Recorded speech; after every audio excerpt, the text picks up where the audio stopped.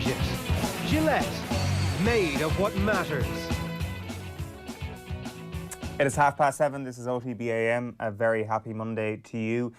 A busy show this morning. Plenty happening. Champions League final last night. We've got a double header of a reaction with Kenny Cunningham and Graham Hunter a little bit later on. We're reacting to the weekend's rugby. That's right, rugby has actually happened once again with Alan Quinlan a little bit later on. And then Ronan Mullen will be with us to talk through a pretty incredible night in Eddie Hearn's backyard in Essex on Saturday night. We've also got the Gillette pressure rankings. We've got some golf scores. We've got Deal or No Deal. So plenty to get our teeth sunk into this morning. You can tweet us at Off The Ball if you've got anything you want to get in touch about. This morning, for the next half an hour or so, we're going back to yesterday and to the paper review.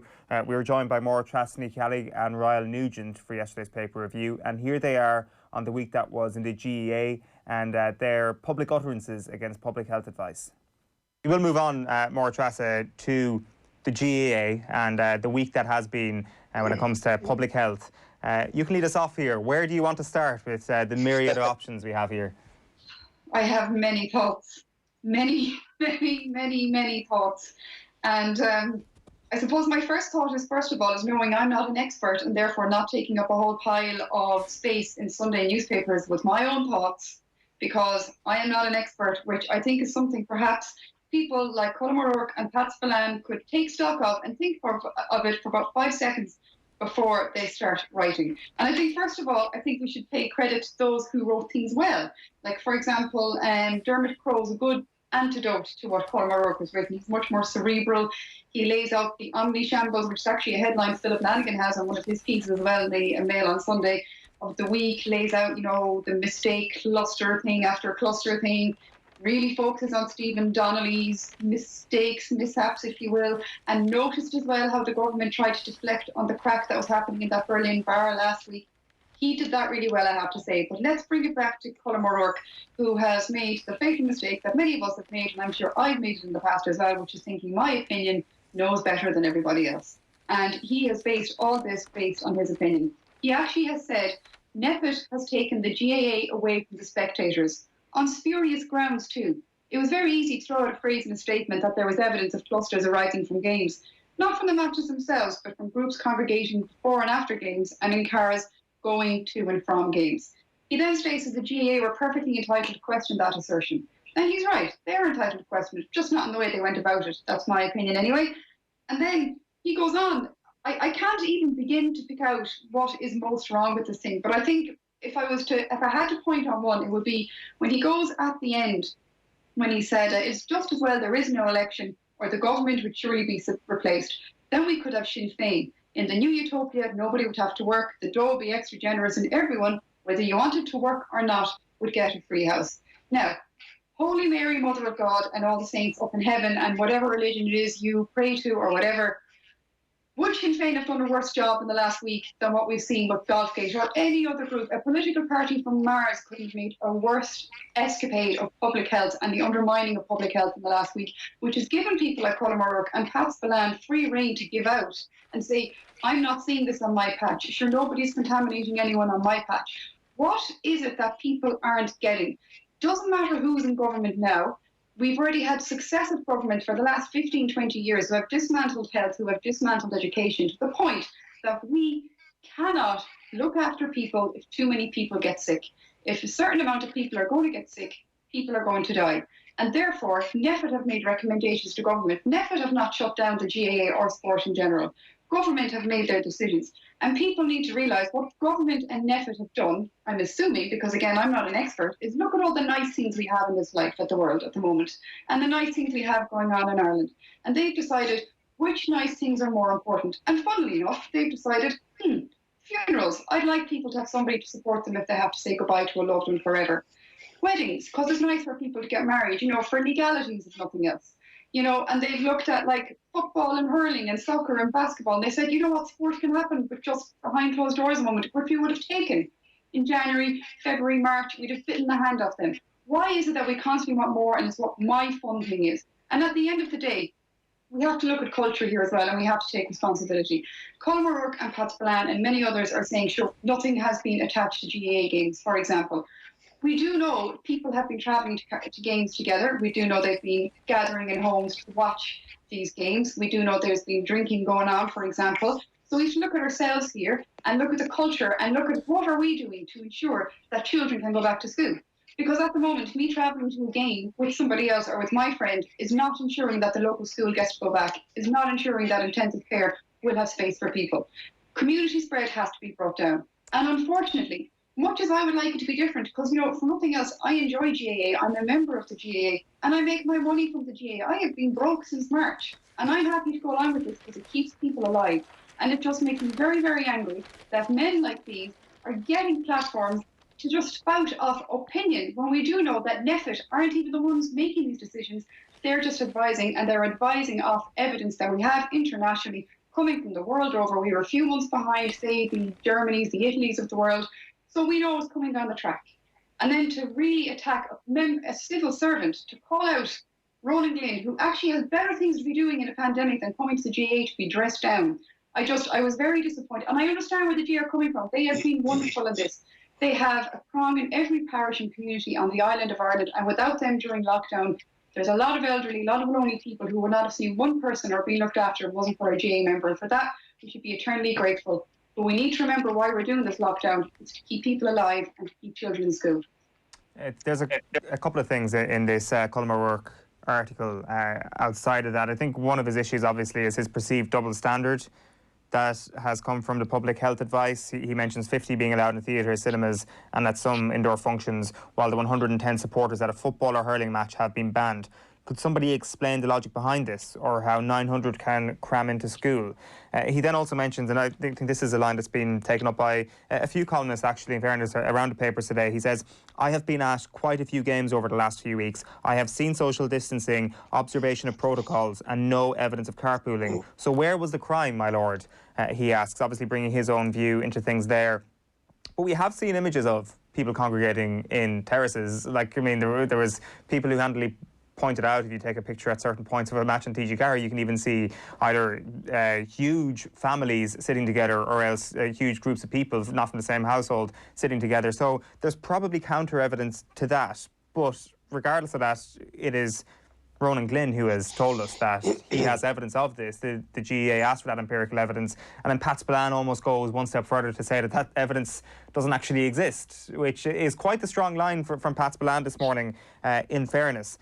Like O'Rourke mentions that, will the government bail out the GAA for all of this? He asks. There is a COVID fund coming down the line, which I think is something that everybody needs to be mindful of here a little bit, that they are going to need money from the government, and they perhaps should be careful with how they actually deal with government people.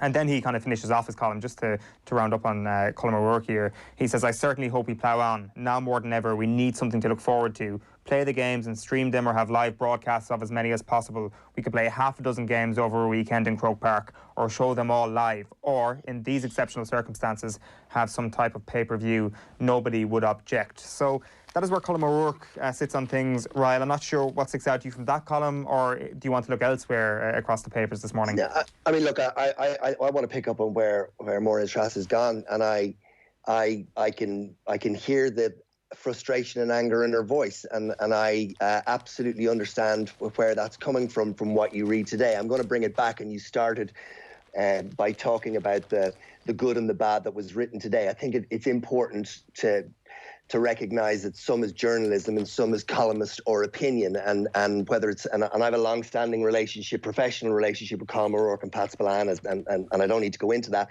but they are paid for their opinion. I fundamentally disagree with both their opinions in the manner in which they're laid out in the Sunday Independent and in Sunday World today. I think they are overstepping, and there's some loose language in there that isn't helpful, because again, they are leaders in their fields, and they need to be careful with the sort of language that they use, because people listen to them. And I do think it's loose. I think Colm's saying things like on spurious grounds without giving those spurious grounds. I think Pat, I'm looking for the line, my gut feeling is that the evidence, he's talking about the empirical evidence, doesn't exist. Yeah, that's a very, very big thing to say, Ryle. That is a very, very big thing to say. And I think if you go for the balance of that and the journalism part of it, I think you go to someone like Mick Foley in the Sunday Times, and actually if O'Rourke or Spillane had used this sort of, like, according to the, firstly, let me take a step back. I think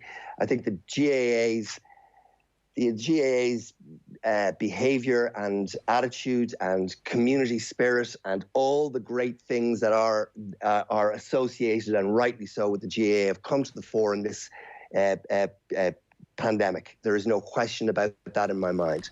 I think we are at a point of anger. I'm not quite sure where anger comes on the 5 points of bereavement, but there is a bereavement for sport here. And I don't mean that, I'm careful of my own language, because there's very significant difference between that and the real bereavement that lots and lots of people have suffered. But there is huge anger here, and it's been fueled by how the communication of this initially was dealt with, and then what happened on Wednesday in Clifton further fuels that. So there's no argument here on the anger.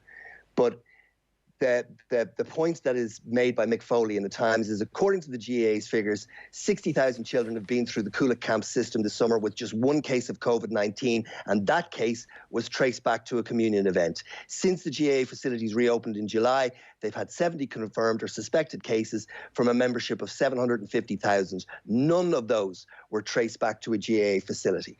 The point being that he's making is that the GAA have a right to say, well, what are we doing wrong here that we're getting impacted? And if you look for balance in the Sunday Independent, actually, if you turn 3 or 4 pages past Colin O'Rourke's piece to Eamon Sweeney on the back page, which I'm attempting to do quickly, his quote at the top is, the GAA's response to the new COVID-19 restrictions was right and it was wrong. They were right to ask for evidence, which prompted NEMFA to call for a ban on spectators at sport events, not because there's anything special about the GAA or sport in general, but because the more evidence that's in the public domain at the moment, the better. So the GAA's request was a reasonable one, but they made it in an unreasonable way. And I think that comes back to the emotion of it. Everybody has done their very best in their own worlds to do what is right to move this thing on. But we've all known the opening up is always going to be harder than the closing down. And in the opening up, the NFED have done what they feel is the right thing. And I would disagree with Moratrass on one thing. I don't believe that they're beyond questioning. I think it is that they need to be questioned in a certain way. And the way that that's exactly what I meant, for fear anybody thought that I meant that nobody's beyond questioning. Absolutely. I think when they made that decision exactly, again, they would have been better off to explain why they made it. But I'm assuming maybe because Stephen Donnelly went off on tangents about car crashes and trampolines, even if there was a message, it probably got lost. But you're absolutely right. Nobody's without question. And I think if you're clear in what the evidence you're presenting is, you don't mind being questioned, you probably welcome it. I mean, jeepers, if there's one thing I've learned from being around medical people, is that they love giving evidence and they love people asking for it, because it's an opportunity to show and express your inner nerds that most people never give a toss about epidemiology. Now people listen to us, It's great. Yeah. So and what Eamon, just to finish out Eamon's article, because it's worth a read on the back page of the Sunday Indo. Some people have said the GAA is guilty of trendy modern sin of entitlement for raising the issue at all. That's hardly fair. Shamrock Rovers manager Stephen Bradley also criticised the bans, as did a number of politicians, Labour leader Alan Kelly, Sinn Féin's Chris Andrews, and former TD Ruth Coppinger among them. And he references the lack of communication, or the manner in which the communication that the decisions were made. And I have to mention his last line, which is tongue-in-cheek and harsh, but still I thought was funny. Would I listen to Ronan Glynn before I'd listen to Stephen Donnelly? I'd listen to Ronan Keating before I'd listen to Stephen Donnelly. Good line. Yeah, there's like so many different strands to this. Just to kind of hammer home the point from Mick Foley's piece, and there's a number of really good points made in it, just the statistics that he presents. On the end of that, he says the GAA will cite nearly 5 million health forms. Foley also mentions the fact that the GAA approached this whole pandemic with extreme caution. He says extreme caution has dictated the GAA's every move. When given clearance to resume training in early June, the GAA delayed any return to get ready.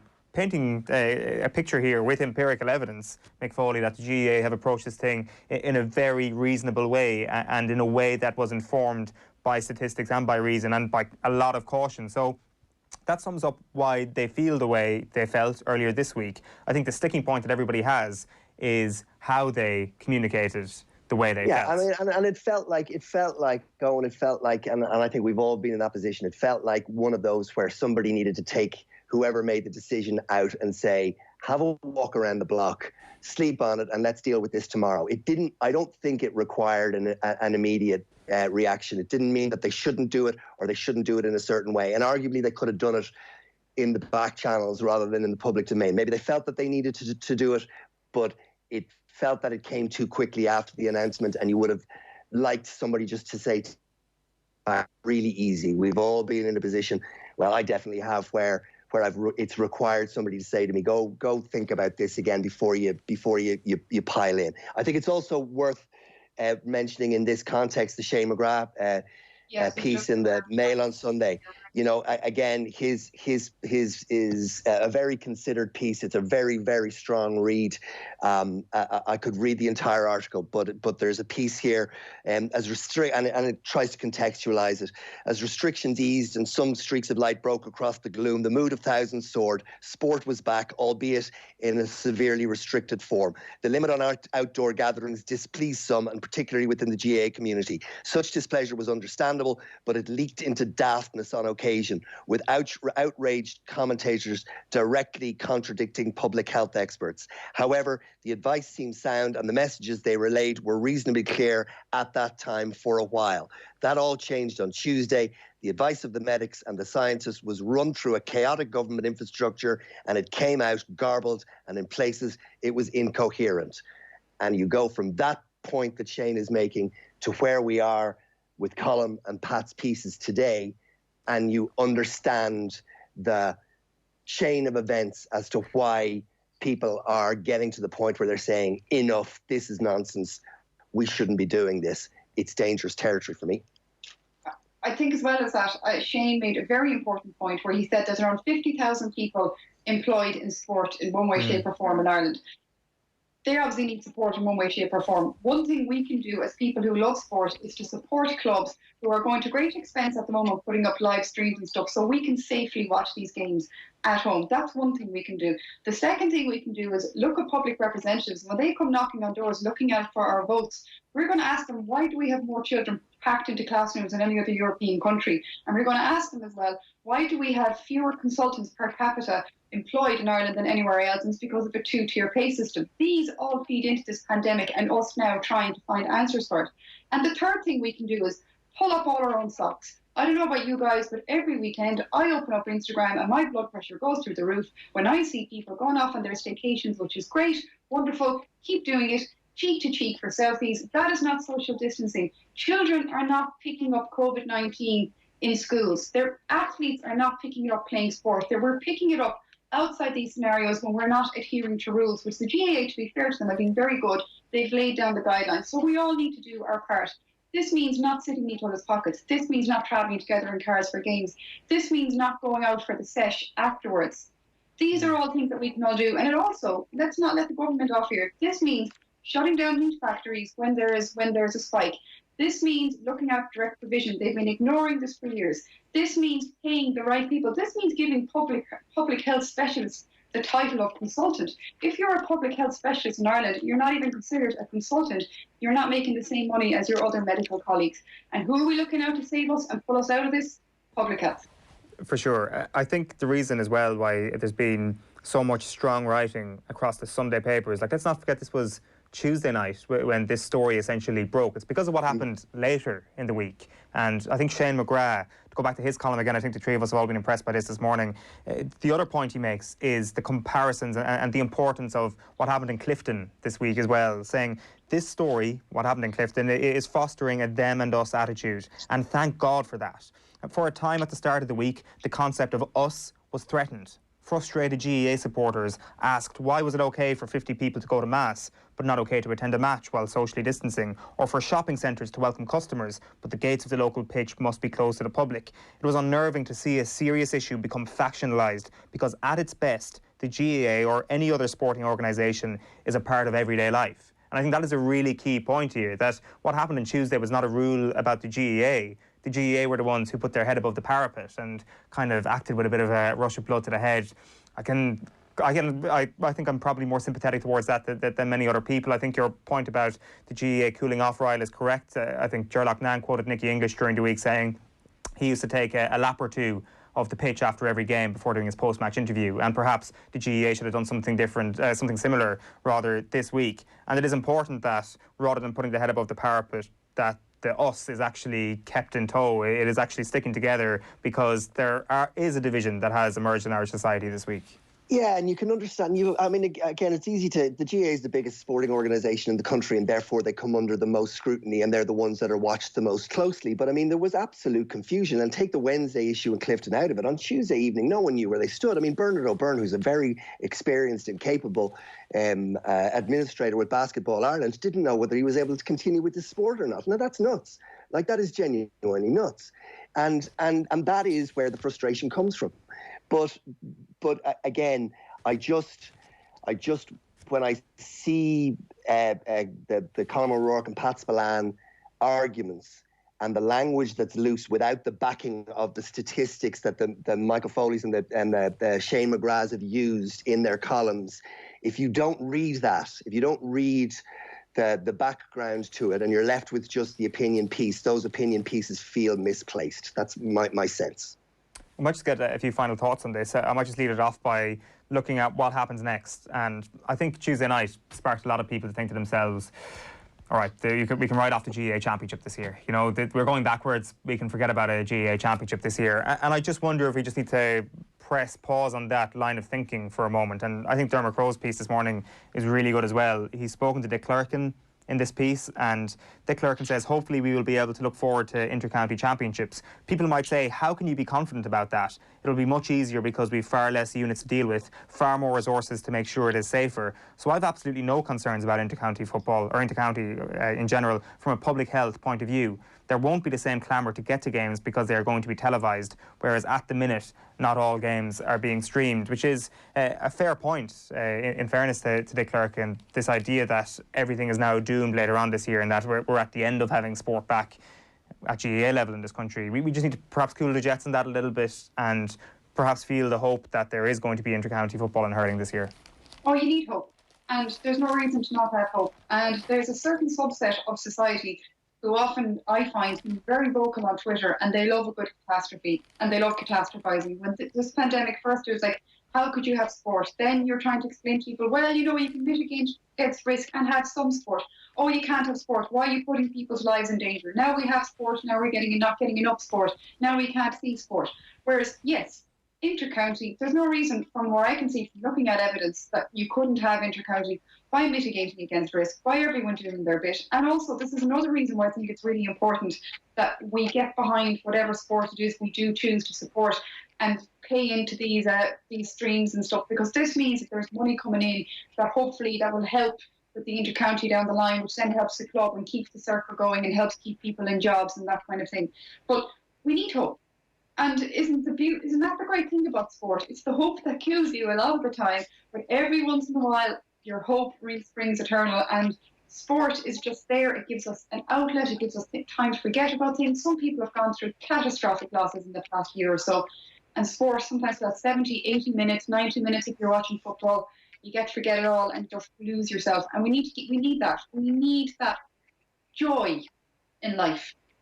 Yeah, absolutely. I think what we've learned, if we've learned anything, I hope we've learned some things along the way here, is looking too far into the future. We have to plan for it as circumstances are now, but making definitive statements that X will happen and Y won't happen, or vice versa, in context, is a dangerous business. So to use your phrase, Owen, to cool the jets, I think it is about taking a step back now and saying, okay, where are we?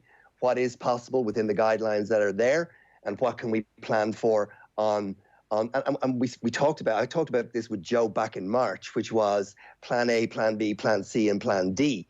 It's no longer just plan A and plan B, and that hasn't changed.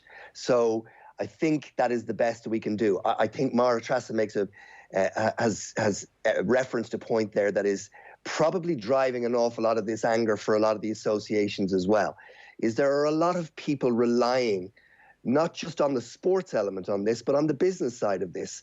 The GAA is an amateur organisation, but there are lots of people that they still are relying on the GAA for their livelihoods, and every other sporting association, and the associated careers of other people that are associated with the sports industry. So there is a fear driving this as well, that if the money doesn't come in some shape, manner or form, well, where are we going to be in 3-6 months or 9 or 12 months? And in some cases, that is going to be a doomsday scenario. It is going to be, we are going to have to let lots and lots of people go. Our ecosystem is going to completely collapse. And that is part of the anger here, is the fear of not knowing where they're going to be, nothing to do with their own management or mismanagement, you know? So all we can do right now is plan with what we have. And I would be hopeful that we'll still get a GAA inter-county season, but saying that it's definitively going to happen or definitively not going to happen is kind of sticking your finger in the air at the moment. That's all it is. Absolutely. Just one final point on that then. Dennis Walsh, I should mention his piece as well. He says, he goes through all the sporting events abroad that are planning to have spectators back or already have spectators back. And he says, as we continue to find ways to coexist with a virus that is still surging, managing small crowds in large outdoor settings must be one of the more achievable targets. The Irish government, though, has postponed that challenge, and that's his take, and he goes through that. It's a really good piece as well, worth checking out. OTB AM. With Gillette, we don't just play the game, we change it. Gillette, made of what matters. It is 7:57 on this Monday morning. You're welcome back to OTB AM. OTB AM is live in association with Gillette. Good morning. Start with Gillette, giving you the confidence to tackle the day ahead. And we've got a very, very busy couple of hours coming your way. We're with you until 10 o'clock this morning, by the way. We're going to have Kenny Cunningham with you in about 15 minutes' time to look back on last night's Champions League final. Graham Hunter then will add his voice to the mix as well at around 8:30. Sports page is coming your way at 10 to 9. Plenty happening across the course of the weekend, as you're probably aware at this point. And we're going to be focusing then on rugby after 9 o'clock with Alan Quinlan. As ever, Monday morning is Gillette Pressure Ranking morning, and a top 5 of people who have defied the pressure of society coming your way at 9:20. We've got boxing at 9:40 with Ronan Mullen, and then Deal or No Deal at 9:50. So packed all show. You can tweet us at Off the Ball if you've got any opinions on anything that happened over the course of the weekend. Ger, how are things? Yeah, pretty good. That was a boring Champions League final. It really was. I mean, I think that we needed one of those first half chances, maybe the penalty before half time to be given so that PSG had to come out and attack at the start, or we needed Mbappe to score in the first half.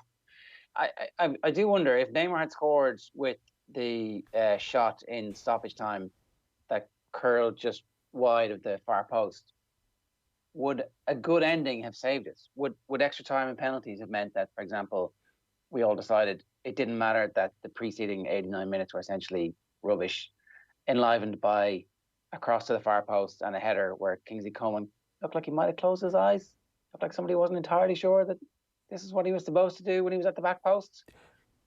Would we have forgiven it if there'd been a bit of drama at the end? I'm not sure. It depends what your view on a great Champions League final is. I'm of the opinion that we haven't had a great Champions League final, a properly great one, since the 2011 final. So take the 99 Champions League final.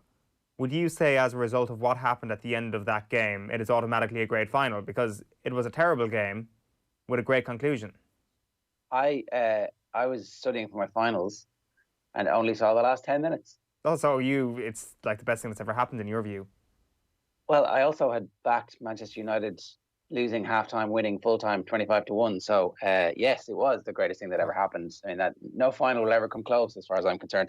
So I don't know if that final was any good or not. That's the only final that I haven't seen the full 90 minutes or 120 minutes plus penalties out. Well, like that, but regardless of that then, any game that has a dramatic finale, I don't think that makes up for what happens beforehand. So the answer to your question is no, it doesn't make up for what came beforehand. Of course you would take it. Of course you would absolutely. I think it does. I think we're all too dumb to be able to retain a full 120 minutes of life in our heads. I think what has happened, particularly since the advent of YouTube and short clips, is that we're like highlight reel. That was a good game. Because I think that if, for example, if there had been another goal, there obviously would have been some more drama. If PSG had scored once, if it had gone to extra time, there would have been some drama. Somebody would have missed the penalties, and we would have gone back and gone 3 chances in the first half. Brilliant performance from Manuel Neuer. Excellent performance from Keylor Navas, and actually that game wasn't that bad. Because how good does the game have to be? That was the other thing that kind of strikes me about football in the Galactico era at the moment. If you're Neymar, unless you're actually scoring twice a game and having 1 or 2 slalom runs that equal highlights, you've always had a bad game because the expectation levels are based on video games and based on highlight reels, which is essentially what most people are watching these days. I would argue that most people don't watch full matches of football anymore. Certainly not the way they did when you would have one football match once a week that you could sit down and watch the whole thing of, and you sat there and you consumed every single second of it without the distraction. What was distracting you was that morning's newspaper. There was no dopamine searching little ping on your phone going ping, ping, ping, ping from one of the 6 different social media networks that you're using. So could you tell if the game was good anymore? The full game was good? Yes, you can. Of course you can. What would the criteria be? Look, give me the last full game that you watched that you weren't distracted by, that you went, yeah, that was a great game. I guess Paris Saint-Germain against Atalanta, because of the amazing final 2 minutes. I don't know. I think because of the fact that you have an underdog here that is winning for the large majority of the game, that increases the tension. In a game where you've got 2 heavyweights going toe-to-toe, you need a little bit more than somebody taking an early lead and holding on to it for the rest of the game. That has a great cat and mouse element to it when there is an underdog that has that goal lead and the big team are trying to chase them down. So I guess it does come back to the context. Is a great game just something that comes down to extremely high quality? And if that's it, then maybe it was a decent final. I don't know. I just feel that it's just kind of a matter of course almost at this point that the Champions League final tends to be a poor fare, to be honest. There are far more bad games that we've seen in the Champions League final than good ones. Is the overall point here. And I don't know, on your point of people getting distracted, the obvious thing is that everybody's looking at their phone while looking at the television. Maybe we're just exhausted at the end of a long season as well. Maybe if this was the first game and after the resumption of football, everybody's kind of wow, what a game. Trapped and they were so sharp. Exactly, absorbed by the whole thing. Maybe we're just exhausted at the end of it all. I think we're definitely mentally and physically exhausted, particularly in Ireland after what's gone on over the last week. I do feel like Mbappe wasn't particularly sharp, and it did feel like if this was a game in mid-November in a normal season where the 2 teams were meeting in a knockout final, whatever made-up competition that might be, that Mbappe would have scored in the first half, and that Neymar might have scored in the first half, and that suddenly Paris Saint-Germain are 2-0 up, and Bayern Munich are clawing back at them. I thought Bayern looked a little bit nervous in the first 15, 20 minutes as well, and that was an opportunity for Paris Saint-Germain, but they are not yet one of those. They're not a team built to be a machine, to be mechanical against great sides. They're mechanical against the cannon fodder of the French league, and that's what they're used to week in, week out. In the absence of the ability and the character in the team just yet to be able to do that against a side as physical and well drilled as Bayern Munich were, they just didn't take advantage of the opportunity they had. That was disappointing. Look, as a matter of interest, did you think the rugby was good? Yeah, absolutely brilliant on Saturday night. Sensational. Were you checking your phone during Katie Taylor's fight? Well, that's for different reasons. I was checking my phone during Katie Taylor's fight to see what do people think. Is she winning? Is she losing? I was checking my phone for information. In between rounds, yeah, but in between rounds. No, you couldn't check it. 2 minutes. No, you absolutely couldn't. No. You couldn't be checking it during, especially that sort of fight. In fairness, I think with all boxing, you probably can't really take your eye off it because, as we know from what happened later in the night, one punch can end it. So, no, that's probably an unwise thing to do. But you're right. I guess it is your point is that it's the nature of the game. That 90 minutes of a game that ebbs and flows, that you've got 22 men running around of varying abilities and varying energy levels, that there are going to be massive ebbs, and that affords you the opportunity to just not watch the thing you're there to watch. I think that there's an existential threat to football, and it's that we're all getting dumb. I would be very concerned if I was the owner of a giant football industry. It was interesting that Alexander Seferin, the president of UEFA, was talking during the week about perhaps going to a knockout format from quarterfinals, semi-finals, and final. Obviously, final always is for European competitions, for Champions League and Europa League. The clubs will never agree to it. The broadcasters won't want it because there'll be fewer games and they'll want to pay less money. And the clubs will be like, "Why would we do this? We don't get the tickets from the people in the ground, which, assuming at some point you're allowed to do again, and we get less money. So why would we do it?" Probably because it is actually more exciting. There's more jeopardy. Like, the two-legged matches are more difficult for people to watch every single minute of. You can just about in the modern world, if your team is not playing, justify Tuesday, Wednesday, Thursday night for 1 week to be able to watch football and then have some other time to spend with your family.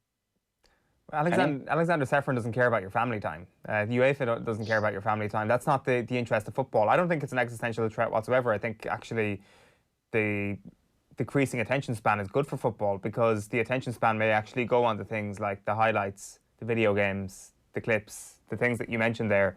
I don't know, I 100%, we've had this conversation, but I'm 100% for going back to two-legged ties. Give us 180 minutes to actually determine who is the greater force in a particular tie. Really? You want 90 more minutes of that game last night? I would watch it. I would, like, for what happened. Like, what would happen next? Would it be a better game if they got to do it all over again? Maybe they would. Maybe it gets cagier. I don't know. But I definitely think that there's an element of tension that you don't get to appreciate when there's no fans there, for sure. Like, the fake crowd noise only serves so much and can only really inform you on certain things, really, and quite often it's after the fact. But no, I'm all for the second leg. Like, I mean, if there were second legs this year, maybe Manchester City don't lose, and there is that argument about the shocks not happening. But if Manchester City don't lose, then perhaps Bayern Munich have a greater sense of occasion, or the Bayern Munich semi-final has a greater sense of occasion about it. It absolutely does. That's what you want from the Champions League. The Champions League makes no bones about the fact that what it's serving you up is the greatest thing that money can buy in football. And that obviously comes with negative connotations, not just connotations, absolutely negative connections. And there are negative sources of money, but the Champions League has never hidden that. That is the way this thing operates. It is a hugely commercial vehicle. And the idea of trying to, I guess, inject fairy tales into the Champions League is a fanciful idea. That what we want to see is we want to see the best teams going up against each other on a regular basis. If you cut them in half, the best teams go up against each other on a less regular basis because you don't have the second legs. I think last year, and even to a point, some of the previous seasons, even the year before, have been some of the most fascinating sporting tournaments we've had. Like, absolutely astonishing stuff. The one game that really let down last year was the one-off tie in the final between Liverpool and Tottenham. Every game before that seemed like it was an absolute cracker. Yeah, I think the last year's final, though, was so far away from the last time those two teams have played any meaningful football that there was, at least you could understand why that had happened. There's no reason why last night's game lacked a little bit of fizz. Just to go back, though, to the highlights reel, if Angel Di Maria hits the target after that move, that is one of the greatest team goals. That's one of the greatest team things that you've ever seen. It's kind of up there with the Barbarians try. Was that a Barbarians try? With is it JJ Williams? Who's that against? Is that against South Africa? The one that everybody always bangs on about is JPR Williams. Do you remember the incident I'm talking about? Where it's the Lions. The length of the field. The Lions. The Lions. It's the length of the field. What I'm talking about here, though, is last night, where Bayern have a chance, and at some point Keylor Navas touches it, but it goes from Navas, flick, 1-2 on the edge of the box, and Di Maria just has to hit the target, and he balloons it over. If that goal goes in, does that change? Your perception of this being a crap game, does that change if there's one moment to elevate it? Not that thing in isolation, but you can't just say the game exists and then this goal would have existed in a vacuum within the 90 minutes. If a goal occurs in a game, it is a seismic event. It is like a car crash.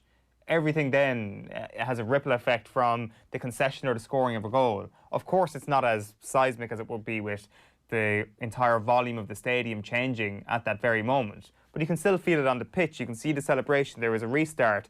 the whole complexion of the game changes as a result of that, and things would certainly have gone differently. Like, I mean, there's no way of saying would a goal have changed, would that goal have made a difference to your opinion on the game? Because the whole game would have been different. I would have been judging a very different thing. It's a very obvious point to make, I know, but we would be talking about a very different 90 minutes if that happened. In the power of your imagination, do you think it would have had a big difference? Yes. Yes, I think so. I think 100% it would. More goals, more excitement, more jeopardy, more of Bayern Munich doubting their sense of esteem and their sense of self-arrogance, which is never a bad thing, is what happened there. We've got Shane Hannon with us this morning. Shane, how are you doing? Not too bad, lads. Keeping well, yourselves? Has there ever been a good Champions League final except for Istanbul? Possibly not. We all remember 99, but probably just for those last few minutes, as you've mentioned. Pretty crap game otherwise. So, yeah, disappointing. But we went so long wishing for football during this lockdown and wishing for matches that I'm going to take crap Champions League finals and run with it. We're just glad football's back. Same with rugby fans, 5-6 months out, and to come back with a pretty decent game, the Aviva on Saturday. So we can't really complain. How much? Jerry's just given out about us youngsters, our attention spans here. So I was just about to ask. We can't take this personally. How much are you checking your phone during 90 minutes of football? It does depend, I guess, on the quality. But during the Champions League final, I did find myself looking at my phone more than I would have liked. Again, you're still, like the Katie Taylor stuff, you're checking your phone to see what people are saying about the match. But you're at risk then of missing a key moment live and having to watch it in the replay. But yeah, I was guilty of doing it a few times during last night's match, I have to admit. I think that if you're waiting for something sensational to happen, you can absolutely be on your phone and wait for the cue from the crowd. But we just don't get this in this current environment. Like, as much as I love those fake virtual fans and how much they've really improved my life over the last few months, they don't give you any real oral cue that something incredible is about to happen, and that is the problem. That is why the phones need to be put down. I don't know. I think you're writing off this generation, Ger, as people who don't have any attention span. I think it's interesting to me that you both feel somehow that this is targeted at you, that you're so narcissistic that you think I'm talking about you. But actually, this song isn't about you. This song is about all humankind who are all addicted to our phones. But it is interesting that you went to self-defense mechanism. You took the defensive pose straight off there, guys. That's I mean, I wasn't even making that point, but well done. Thank you. We us youngsters are very protective over our puny little brains, to say the least. Shane, what's happening this morning? Yeah, I guess we'll start with the Champions League final from last night. Of course, Bayern Munich winning this year's title after they beat Paris Saint-Germain by 1-0 in Lisbon. Former PSG winger, as we've mentioned, Kingsley Coman, scored a second-half winner for the German champions from a header. Bayern have now made history by becoming the only side to win every Champions League match they played en route to the title. Speaking after the game, Bayern attacker Serge Gnabry was full of praise for the goalscorer. King helped us extremely. Came in, he's 1 against 1. We knew it was going to be difficult for the opponent, and for him to score that goal after being out for a couple of games, being injured, is incredible. Yeah, extraordinary achievement by Bayern Munich in that tournament this year. Stephen Kenny will later name his first Republic of Ireland squad since taking over from Mick McCarthy. The Republic's next fixtures are against Bulgaria and Finland in the UEFA Nations League. Paul Pogba's agent says the France World Cup winner will be staying at Manchester United this summer. Pogba has often been linked with a move away during his time at Old Trafford, but his representative, Mino Raiola, who's often in the media headlines as we know, says United won't accept any bids for the midfielder and want to extend his contract. In the SSE Electricity League, Finn Harps moved off the bottom of the table after they secured a vital win against Waterford yesterday. The Donegal club scored 2 late goals to win 3-2 at the RSC as they picked up their first win since the opening day of the season. Hibs are level on points with Scottish Premiership leaders Rangers this morning. They're second on goal difference only after scoring a late penalty to beat St Johnstone by 1-0. Aberdeen made it back-to-back wins in the top flight with a 2-1 win over bottom side Livingston. Now, we've spoken about the rugby already, but Connacht beat Ulster by 26 points to 20 as their Guinness Pro 14 seasons resumed at the Aviva Stadium yesterday. John Porch, Kieran Marmion, Bundy Aki and Jack Ainger with the tries for Connacht. Jacob Stockdale and Nick Timoney crossing the whitewash for Ulster. Despite that defeat, Ulster are guaranteed a semi-final place while Connacht are out of the running. Meanwhile, Welsh international George North could be in for a lengthy spell on the sidelines after picking up the first red card of his career. The winger was sent off for a dangerous challenge in Osprey's 20-all draw with Dragons in the Pro 14. Dustin Johnson is back at the top of golf's world rankings after an 11-shot win at the Northern Trust in Boston. The American carded a final round of 63 to finish on 30 under par, the joint second lowest score in PGA history. Rory McIlroy ended up on 2 under. He birdied 2 of those last 3 holes, did Rory. Britain's Dillian White says he's not going to let one good punch end his dreams of becoming a heavyweight world boxing champion. He's confident of securing a rematch with Alexander Povetkin in December after the Russian knocked him out at the weekend. But White says the shock defeat hasn't dented his confidence. It's not like, oh, I'm old or I'm beaten up. I'm still in the top heavyweights around, and I'm still learning. You know, I'm still learning. I learned a harsh mistake, but it's all good. You know, I'm still upbeat. I'm still, let's say me, I'm still ready to go, and I can't wait to get back in. Also on Saturday night, of course, Katie Taylor won all 3 of the judges' scorecards in beating Belgium's Delfine Persoon to remain the undisputed women's lightweight world champion. There's horse racing action today at Ballinrobe, with the first of a 7-race card there going to post at 1 o'clock. And finally for me this morning, lads, Kieran McGeehan finished 12th, disappointing 12th it has to be said, in a field of 14 at the 1500 metres in her recent Diamond League race in Stockholm. The Portaferry runner clocked in at 4 minutes, 10.99 seconds. 10 seconds off her PB at over that distance. Britain's Laura Muir impressively winning that race on 3 minutes and 57 seconds to record the fastest time in the world this year. Shane, good stuff. Thanks for that. It is 16 minutes past 8 on this Monday morning. We are continuing our Champions League chat in just a moment. We'll be talking to former Ireland captain Kenny Cunningham right after these. OTB AM on OTB Sports Radio, Ireland's first and only sports radio station. This week on Dadcast. My kids are now wandering around the kitchen helping themselves to all sorts. They have copped on to this weekly hour where they realise Daddy is somewhat incapacitated and can't give out to us. Put that in the bin for me. Dadcast with Cadbury Freddo Treasures. Tuesdays from 3 p.m. on OTB Sports Radio. Tune in on the OTB Sports app. He's a brilliant story, even his sort of childhood and upbringing, Brian, isn't it? Has been coming from a refugee camp in Ghana, wasn't it, to Canada as a child? Yeah, Liberian parents escaping the war. They were escaped to a refugee camp in Ghana, and he lived there, I think, until he was 6 or 7 years of age, and then the family were resettled in Vancouver, in Canada, which was a great opportunity for them. And he obviously had particularly special skills, and his pace above anything. Didn't have a great game tonight by the standards we've seen of him in this competition. He made some errors on the ball, got caught in possession, but as the game went on, I thought he defended quite well, and he was part of the, you know, the act that said, look, if you need to foul him to stop him, do that too. Yeah, so that was a part of it as well, wasn't it? Yeah, it was. The dark arts. There was lots of different players involved, and you told me a figure earlier that Neymar was fouled a lot of times in the match, 6 or 7 or whatever. But he was part of that. But look, it's a major step for him. Champions League final, 19 years of age. He only played about 20 league games, and you're playing against these brilliant world-class attack and forward players, and you're expected to attack as a left back. Your first role seems to be, one, get up and attack, but while you're there, you wouldn't mind stopping Mbappe and Neymar if he comes over, and Di Maria. Can you do that job as well? Yes, no problem, sir. Into sports. 20 yards out, Ursh to shoot, don't shoot! Oh, what a goal from Fabinho! Wow! Then get into the all-new OTB Sports app. I think when he apologises to me, I probably will say hello to him, yeah. No. Videos, sports news, live scores, interviews. If Fabregas is going to come up to me in the street and give me some of the mouth that he would have given me on a football pitch, what do we get a slap? Plus, exclusive content on the OTB Podcast Network. The biggest names in sports. Ready when you are. Search OTB Sports on your app store and download it now.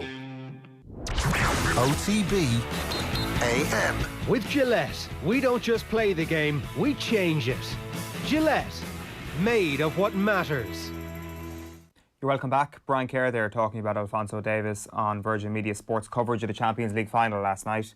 Virgin Media TV and broadband customers were treated to a feast of football since its return, with every Europa League and Champions League game available. Check out virginmedia.ie for their amazing broadband and entertainment bundles. Delighted to say we're joined by Kenny Cunningham to discuss the match last night. Kenny, how are you getting on?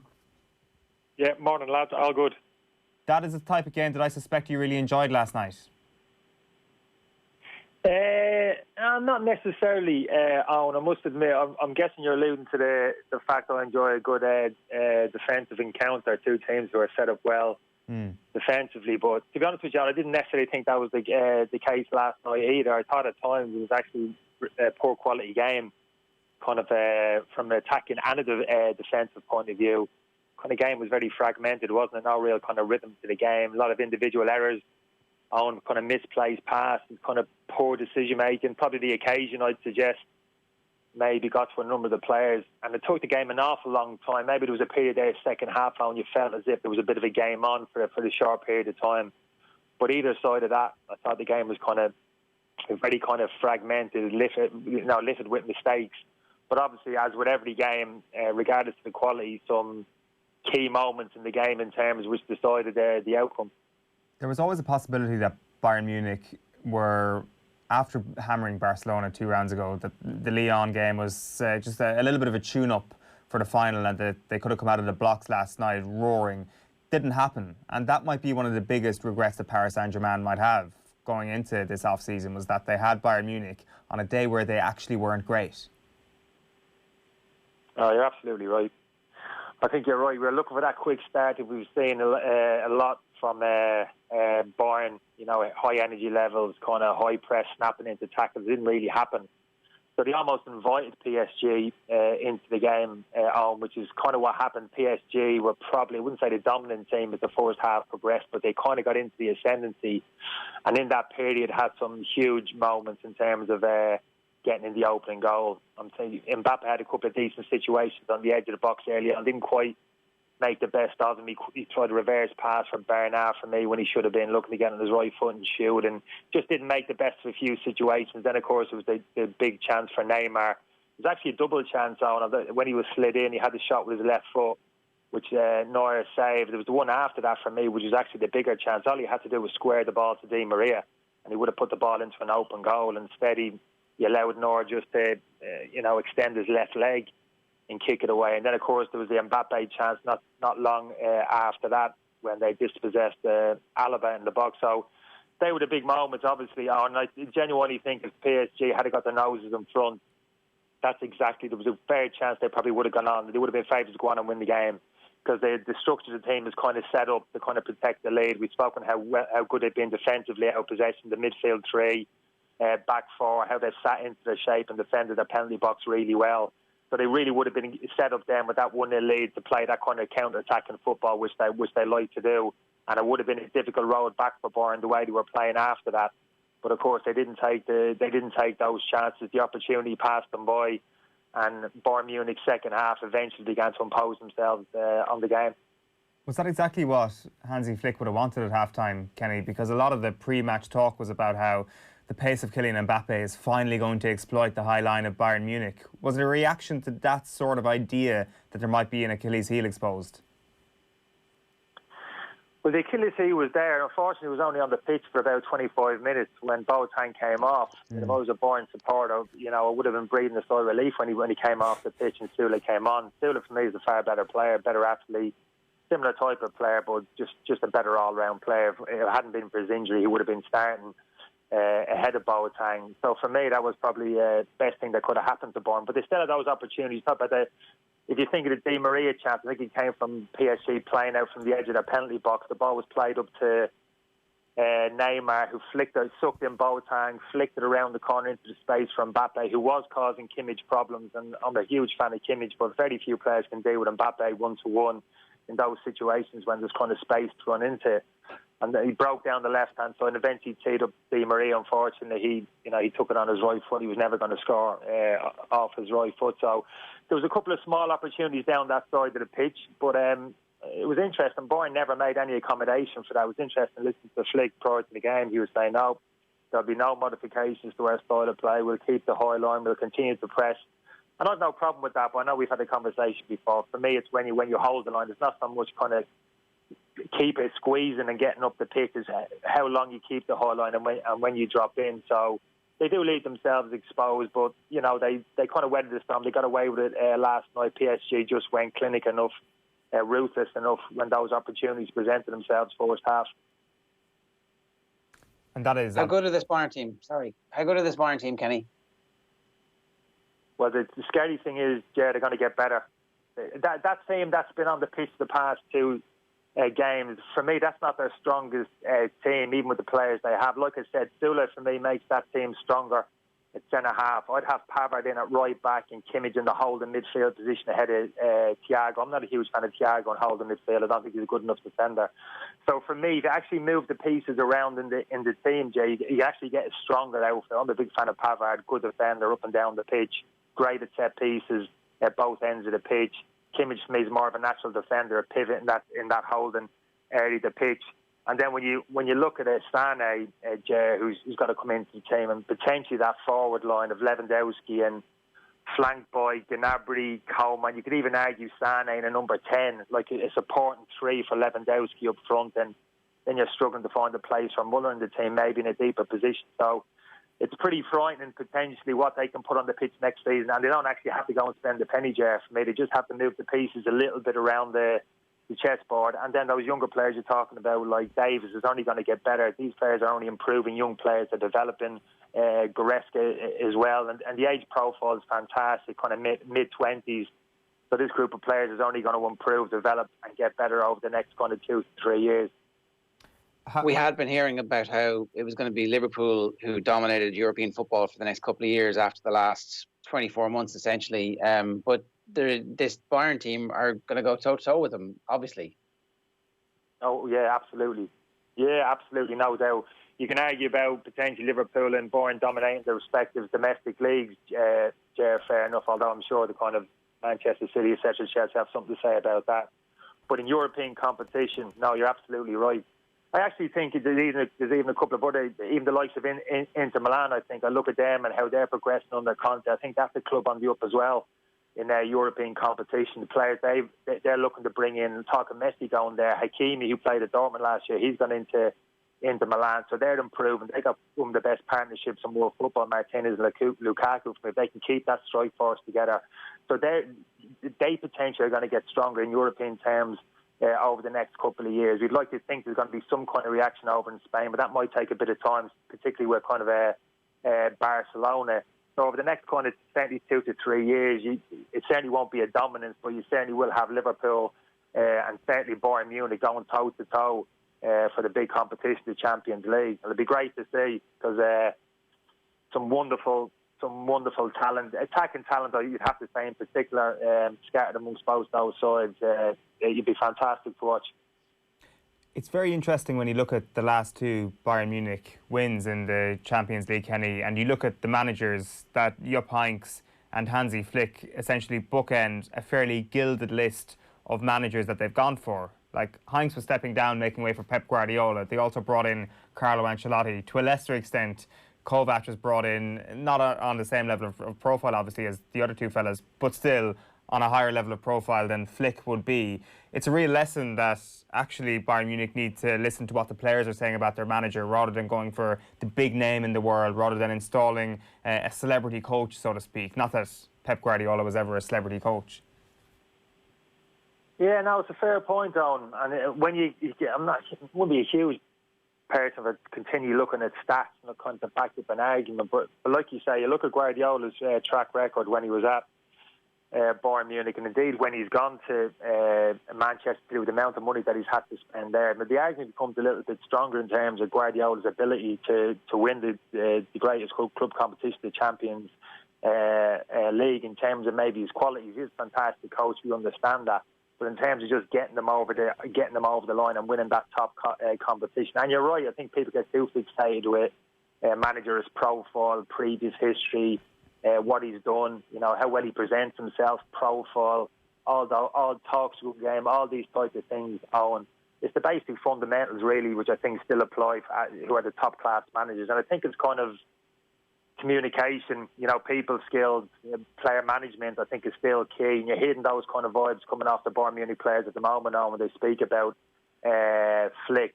I don't think he's revolutionised in terms of their style of play, how they actually play. And it's actually very similar to how Guardiola, that kind of high intensity, kind of high press, they've kind of got back to that. In terms of the football, the kind of patterns of play which you see now, lads, that's kind of very reasonably similar to what you saw with kind of Guardiola, kind of possession-based game, looking to play through the thirds. But clearly he's kind of got into the psyche of a couple of the players, and particularly key players within that team, the senior players. And he's been able to kind of get them all on board in a very short period of time, lads, turn the whole ship around and get it moving forward. So it's just those kind of people skills, those, I don't know, human qualities, if anything else, which this lad actually possesses. And the fact that he hasn't got so many domestic titles or trophies in his cabinet, for me, shouldn't be a huge factor. It shouldn't be as big a factor as it seems to be with other managers. What happens over the next little while with Paris Saint-Germain is also going to be very interesting. Are you worried, if you're a PSG fan, about the immediate future of Kylian Mbappe, of the immediate future of Neymar? Because this was their real opportunity. They've proven a few doubters wrong on this campaign, but maybe the lack of a real domestic challenge could essentially push them out over the next couple of years. I wouldn't be too worried about Neymar walking out the door. I've got to be honest with you. I think it was a little bit overplayed in terms of his contribution over the past couple of weeks. Those hidden comments, his attitude now, he's totally changed. He's bought in. He's a team player. He's tracking back. He's winning tackles. Well, how old is he? How old is Neymar now, lads? Is he 28 years of age, and the penny's just dropped. But he needs to put a shift in for the team and drop in and make a tackle and track a run. I'm not buying into that. I'm not his biggest fan, to be honest. The fact he actually signed for PSG to begin with is an indication for me in terms of where his priorities lay, in terms of what kind of challenges that he wants in terms of his football and career. Mbappe's a little bit different. He's the key one for me in terms of he's the one that they need to keep going forward. But I'd be hugely surprised, lads. The reasons that you've said, in terms of like the challenge of playing, and no disrespect to the French league, we've seen Lyon play him and play very well. But deep down inside, obviously I can only speak from the outside looking in, there must be, as every year goes by, there must be a little bit of a wrench inside that young fella when he looks at the Premiership, whether it's La Liga or the Italian league, to go and prove himself in those leagues with the calibre of managers and players, etc. There must be a burning desire to do it. I hope there is anyway. But I think you're right. Neymar, I wouldn't put into that category. I think he's made his decision some years ago in terms of what was important to him, money, profile, all those type of things. But I think Mbappe, I'm hoping, is going to be a little bit different. And I'm hoping at some stage we'll see him make the decision to take a step and prove himself against the very best in the better leagues around Europe. Kenny, was Neymar's decision not to step out of the shadow of Lionel Messi? If he wanted to put the feet up, would the best decision not for him not to have been to stay in Barcelona, to stay in the shadow of one of the greatest players of all time? He stepped out of that and he put himself more into the spotlight, more under the sort of pressure that comes with a club like Paris Saint-Germain, who had no business winning the Champions League and have these airs about them that they have to go and win this European competition. Like, Neymar made the decision to put himself in there. Does he not deserve some credit for that? I don't think so, Owen, because we're only speculating. I don't think they were the huge motivations why he went and signed for PSG. I don't think his motivation was, right, I want to go and pick this club up. I want to put this club on my shoulders and I want to take it and establish this club as one of the very best. Almost like it's unselfish thing. You know, it's all about the club. It's not about me. For me, with Neymar, it's always about him.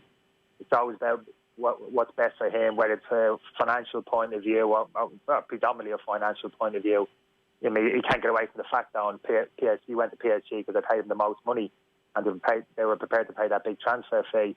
I think players, generally speaking, if he wanted to step out of the shadow of Lionel Messi and go and prove himself amongst the best, he goes and challenges himself in a number of those other clubs and those domestic leagues that we're talking about. You know, that's where the best football, the best players, surely the most professional satisfaction comes from proving yourself in those type of environments, not in La Liga. So I understand your point. I just don't think that they were his motivations going there. And it says, I think it gives you an indication, a bit of a window into the kind of psyche, the personality of the player. And there was no surprise again last night, Owens. People talk about real leader in that PSG team, personality. He's a changed man. But when the chips were down in the second half of that game last night, and Bayern began to put their foot down, put the squeeze on PSG, and PSG were looking for a bit of inspiration. There was none coming from Neymar. He went into his shell, his body language was terrible, his chin was down, and he didn't provide that kind of leadership that people were speaking about previously when it really mattered most in the second half of that game last night. Kenny Cunningham, great stuff as always. Thanks a million for taking the call. Cheers, lads. Graham Hunter is with us this morning to continue our conversation. Just to tell you as well that OTB Sports, before we get to Graham, in partnership with Cadbury FC, are kicking off a brand new series of in-depth chats with some of the biggest names in Premier League and Irish football history. To get the ball rolling, Republic of Ireland goalkeeping legends Packy Bonner and Shay Given will sit down with host Joe Malloy for an intimate chat, which will be coming your way on August 27th across OTB Sports social channels. Check out cadburyfc.com for updates on promotions and giveaways. Graham, how are you doing? Morning, on. Yeah, good. Can't believe the football season's finished already. You know, it's a bummer. Well, it's about to begin again. We're like 5 minutes away from the kickoff of the new season. Come on. I want to just do a quick recap there for anybody who's just joined us. Kenny Cunningham was saying that Neymar went into his shell in the second half when his team were looking for a bit of inspiration. His chin went down, his body language was bad. There was no spark there. It feels like there's been a bit of a referendum on Neymar over the last week, and he had a surge in the populist vote, but last night the hanging chads went the wrong way and he lost. Yeah, far be it from me to disagree with Kenny, who's a good judge. I also came in right at the end of the interview. My memory goes to... It's funny how you interpret football. He didn't play a 5-star, I will lift my team role. Fine, that's for sure. I thought that Bayern Munich were very smart about how they shared around the kicking of him and the knocking him over. I think he got moderate protection from the Italian referee, but there's no doubt that Bayern Munich, without being thuggish, I'm not saying that, made pretty sure that he got a nudge or a knee in the back or just gentle fouls to knock him over, the majority of which weren't bookable fouls, some were, and he kept getting that. And it was, we won't allow you to be a special player without you overcoming our bullying. And I think that's a perfectly standard technique in football. I also think that Neymar at one stage looked as if it was going to inspire him a little bit. There's a lovely little move that him and Mbappe had, and it ended up with Neymar in the 6-yard box, and he couldn't make a proper impact there. He wasn't the star of the show.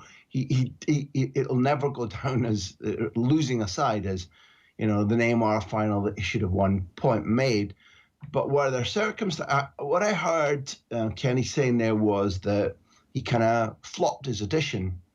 Yeah, okay, I'm just going to hold on to my view, which was that Bayern Munich played a big part in how little Neymar was able to damage the final. And also, the one thing that I think we don't do on your show is make gigantic conclusions out of one game. And I think it would be consistent that certainly, I know I've argued on this show, and I'm certain you've filled the point out that there come times when a guy of that age in his late 20s needs to have turbochargers in really big matches, unlike a world apart from the several months that the French football spent without any action, a world apart from many of the games he plays in League One.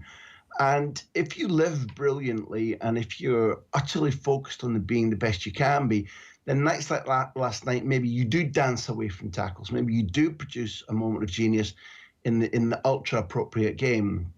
And I don't believe that Neymar, without being an utter slob, I don't believe that Neymar has dedicated every waking hour to being ready for a Champions League final against Bayern Munich.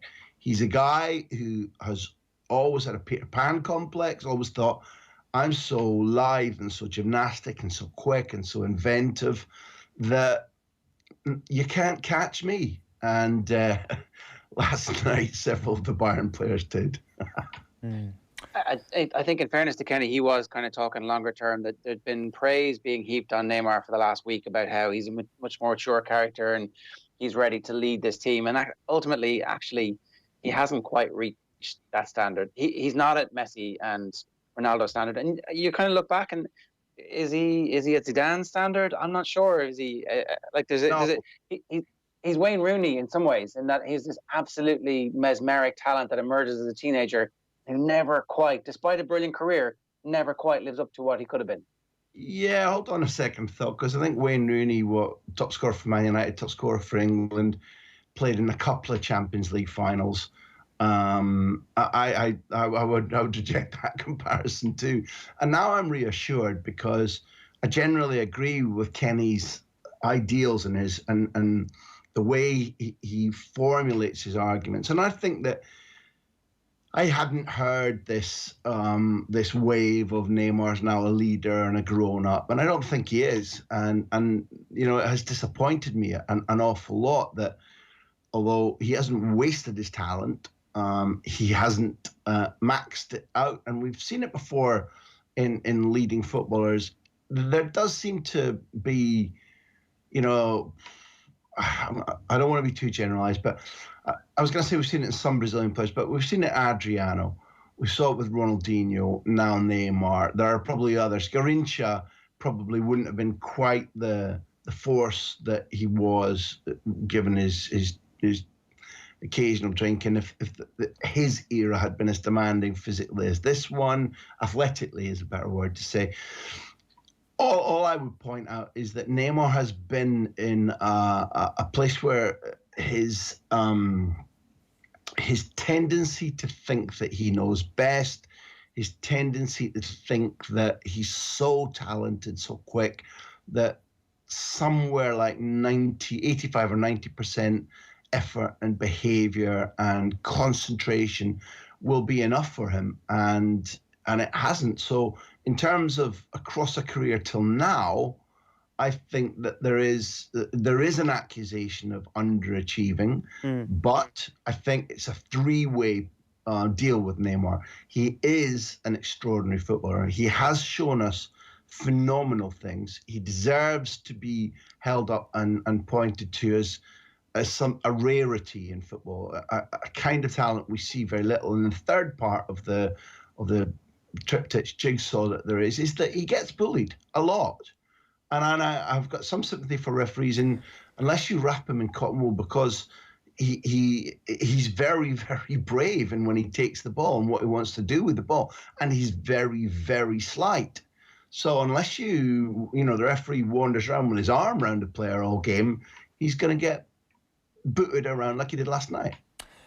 On the Wayne Rooney thing, and it's something Wayne Rooney said yesterday, he, in his Sunday Times column, said that Neymar deserves plaudits for the amount of times he gets tackled as a footballer. And I will bow to Wayne Rooney's experience here. As a footballer, it is possible to pass the ball away. It is possible to get the ball away from your feet and still succeed.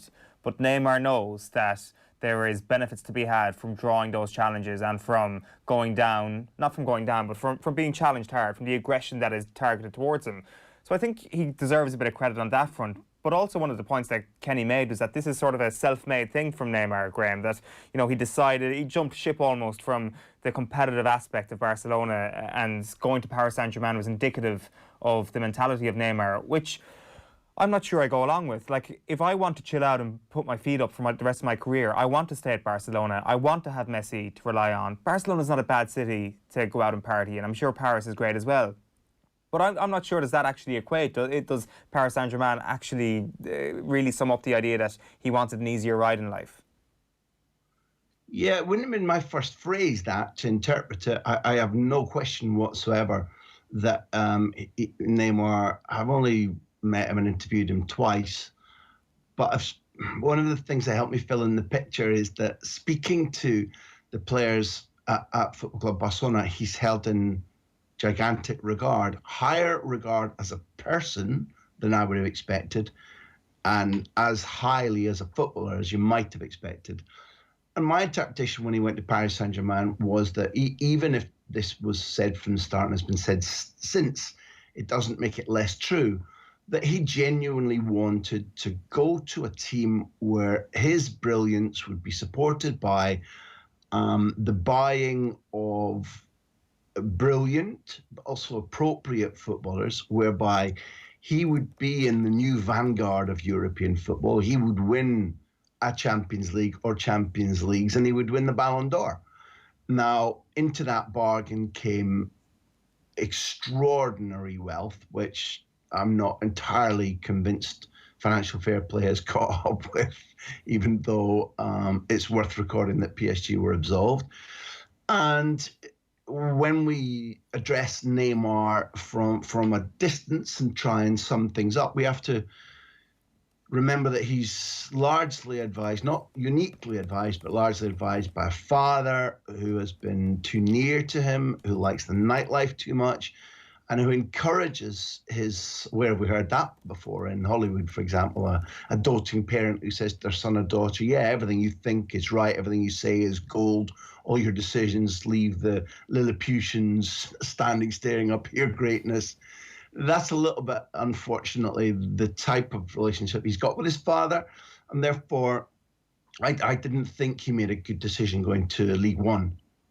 Not to Paris Saint-Germain per se, but to League One. I thought it was a poor decision. And yet I think that you can defend it. And I would draw a parallel. He has been, there have been moments in the front play of Cavani and Neymar and Mbappe, or Di Maria and Mbappe and Neymar, where it's been beguiling, where it's been fantastic, where you'd pay to watch, where occasionally it's jaw-dropping. And they lost last night, and I think they lost to the team that slightly deserved to win. But my eyes tell me that I thought it was a high-quality final in terms of quality of technique and quality of idea and quality of tactics. I thought in athletic terms, I couldn't understand where PSG got such energy for such harassment of Bayern to make it so difficult for them to play. But in the last 20, 25 minutes, I counted 4, maybe 5, but certainly 4 occasions when Paris Saint-Germain were breaking on the counter-attack and Bayern Munich, either Paris Saint-Germain didn't find the slip pass or Bayern Munich made an extraordinary interception or tackle. Otherwise, PSG were going to be 2 or 3 on 1 against Neuer. That's what was prevented. Now, if 1 or 2 of those go in, and say Neymar makes it or scores it in the late part of the game, just like when he played Barcelona Bayern Munich and was part of a 3-goal demolition in 13 minutes back when Barcelona won the treble in 2015, we wouldn't wipe out all his flawed decisions. We wouldn't wipe out this feeling that there's been more that he should have given if he'd concentrated in his career, but we would be talking about him differently. And I think that football and his decision to go to Paris Saint-Germain, these are games of tiny details. It was within his own grasp to make his move to Paris Saint-Germain seem more, not laudable, but logical, justified, successful, praiseworthy. That was within his grasp. And last night, I thought that they were millimeters away 4 times from either winning it late or taking us into extra time. They didn't. Tough titty. But boy, Bayern Munich were holding on in those last 20 minutes. Graham, what's the latest situation with regards to Leo Messi? All sorts of different reports coming out from Koeman coming and saying, you're the man, I absolutely want you, and Messi going, meh, I'm not sure. I don't care, to be honest with you, for the moment, because they're still on holidays. And whatever Messi thinks of Koeman at the moment, I want, as a reporter, I want it to become clear whether the two men can coexist, can mutually inspire one another once they're at work together. That's what will matter to me. Secondly, the overarching importance is to the club. And last time we were on here and I talked to you, I said that you've got a year of contract left. Okay, the buyout clause is 700 million. Let's forget that, euros. But let's admit that Barcelona are, at this stage, completely committed to saying to any club that wants him, we're saying to Messi, you're staying for a year. If you're not happy, then in a year's time, you're free to do what you want, less than a year now. And in January, you can sign for somebody. And they're at liberty to charge 200 million euros, 300 million euros if they want for a player who's out of contract next June. So the fact is, right now, he doesn't have a means of escape. It doesn't matter who wants him, where he wants to go. Now, if we go on to speculate how he and Koeman going to get on, I think that's a real tightrope situation. Koeman has surprised me by the number of things he said and done not correctly, and not just towing the line. He said things that will resonate with fans, senior players, ex-player analysts. Koeman has been pretty shrewd so far. Now, his personnel handling has been one of his most difficult aspects, I think, with senior star players. So I'm not predicting necessarily that it's going to be all fine and dandy between the superstar and the new coach. But at the moment, they aren't working together on a daily basis. And I think that will be, rather than just flipping a coin in there and saying it's going to go like this or it's going to go like that, that will be the proof for Messi, you know? What does he judge the guy to be like on a daily basis? When they speak repeatedly, will it be hostile? Will Messi, which I find unbelievable, but human nature being what it's like and football being what it's like, you can't rule out, will Messi down tools and go in a sulk or a semi-strike until he gets to leave? That would utterly shock me. Really, genuinely would knock me over. But strange things happen in our game. So for the moment, the key thing is Barcelona are saying, hands off unless you pony up 200, 300, 400 million. Graham, one last point I just wanted to put to you on the back of last night, on the back of what we've seen over the last few weeks and the current global situation. It does feel that Bayern Munich, that German football in general, is in a really good place going forward, that they have a financial model that is sustainable, that is certainly more sustainable than the Premier League model. They've obviously got a bloody good team leading the front of the way in Bayern Munich, which will always point to future success. Is there a reevaluation of the powers in Europe at the moment in terms of the strongest leagues, in terms of how we're looking at who might dominate European football for the next little while? Well, you've either been daft enough or generous enough to ask me. I'd say resoundingly no. I don't see what you've seen. I think that I watched the Dortmund side, who I think are, at or they're certainly part of the top three clubs in the Bundesliga, and a relatively pale Barcelona dealt with them very easily in the group stages. I watched much more of the Bundesliga after their restart than I've been able to do when concentrating on La Liga. And without question, I agree with you that there's the same type of hurried, athletic counter-attacking. There's a smattering of extremely talented players that I very much hope don't follow. Like, for example, it would be much the better for Bundesliga if Sancho stayed at least another year more. If Havertz didn't leave, that would be extremely useful. I mean, and cast those numbers across 4 or 5 teams in the Bundesliga. But if I'm honest, I've got no question whatsoever that right now, if you look at the top 4 or 5 and how English football's elite teams are refreshing, what they showed post-restart, I don't have any doubt whatsoever that the elite competition at the top of the Premier League makes that the best elite competition in Europe. If you look down below that, pound for pound, I still think it's Spain by a long way. If you take the entire league, the quality of the tactics, the players, the competitiveness of the lesser clubs, if you paired out one of the lesser clubs in Spain against a mid-ranked team in the other nations, it would acquit itself well. But I think that the power, the squads, the stories which count for me in great leagues, the competitiveness, how tough the top 4 is going to be. I think England just pips it from Spain, and the Bundesliga. Well, I'd need to think harder to work out if it was Italy or Bundesliga next. Even though France, with the way that Lyon and Paris Saint-Germain have performed, deserve plaudits, but no, The Bundesliga, no. Bayern Munich, yeah, sure. And good luck to them to retain the trophy if they can keep that squad and keep the hunger. But I saw some aging footballers there, so I think they have some issues. I thought Muller, wandered around the second half and made zero impact. And if he wasn't Thomas Muller at Bayern Munich, he wouldn't have lasted. Is he going to continue to be an important force there, a catalytic force for attitude and for anarchy on the pitch? Then yeah. And Lewandowski's had an extraordinary numbers season, but I said in a piece of sponsored work that I do that I think he's a flat track bully, and at his age, I don't consider him amongst the elite strikers. I think he gets a massive amount of chances, and I think that he's a brilliant football example of how to maximise your talent. Dead serious man. If you could take an ounce of Lewandowski DNA and inject it into Neymar, we'd probably see an all-conquering Brazilian. But I don't think the Bundesliga is in the top 2 powerful leagues in Europe. No. Interesting stuff as always, Graham. Thanks a million for taking the call this morning.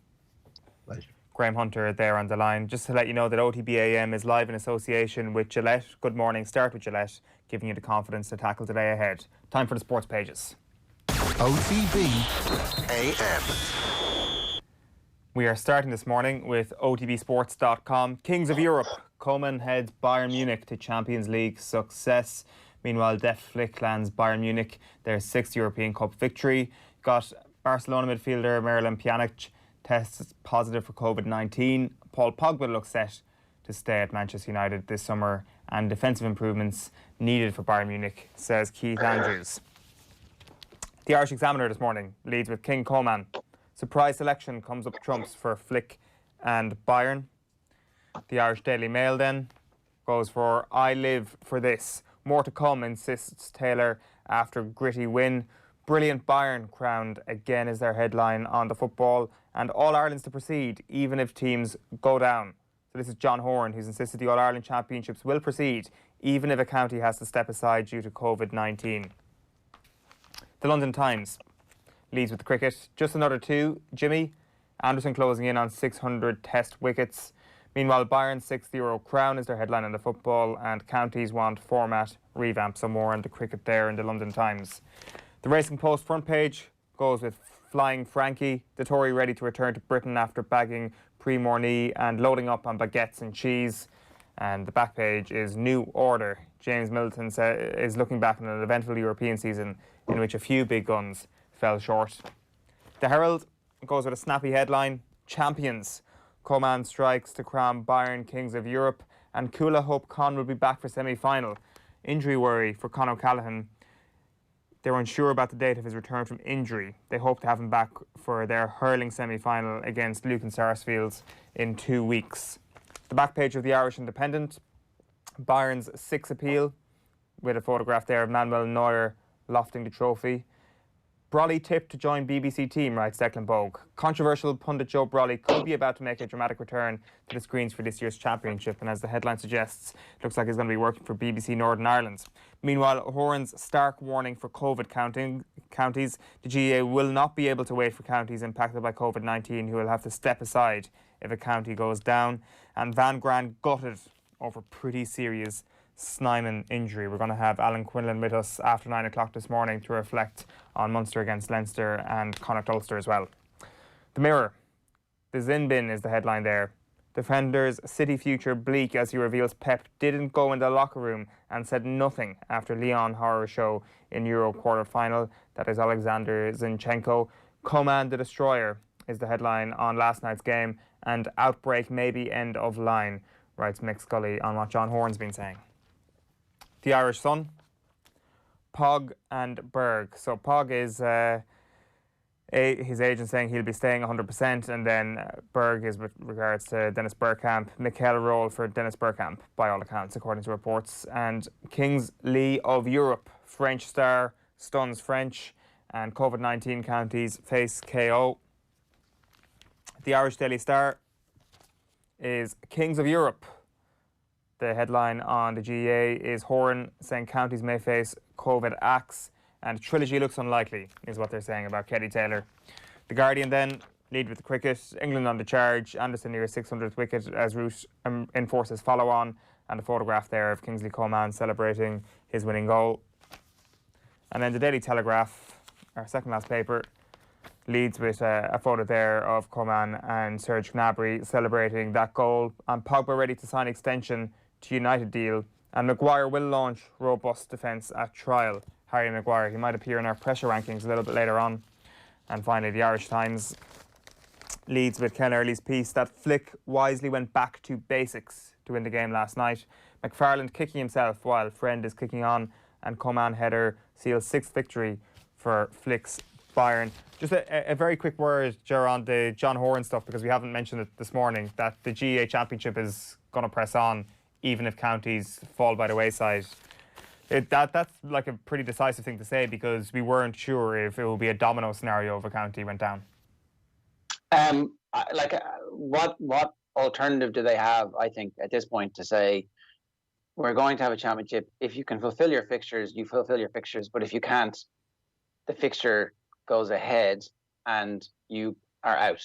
And it makes perfect sense. Like, there's intense anger around clubs not being allowed to fulfill fixtures around the country because of COVID. And it's going to probably continue into the Inter-County Championship. But ultimately, like, I'm always at a loss to understand, this is the most important thing of all time, right? This is like, but actually, you know, of the unimportant things, this is the most important. So it's about coming together metaphorically and watching our teams play in a sport that everybody loves. And the fact that we have games in the first place is great. It's been brilliant to be able to get to a point where an organisation is able to put on matches.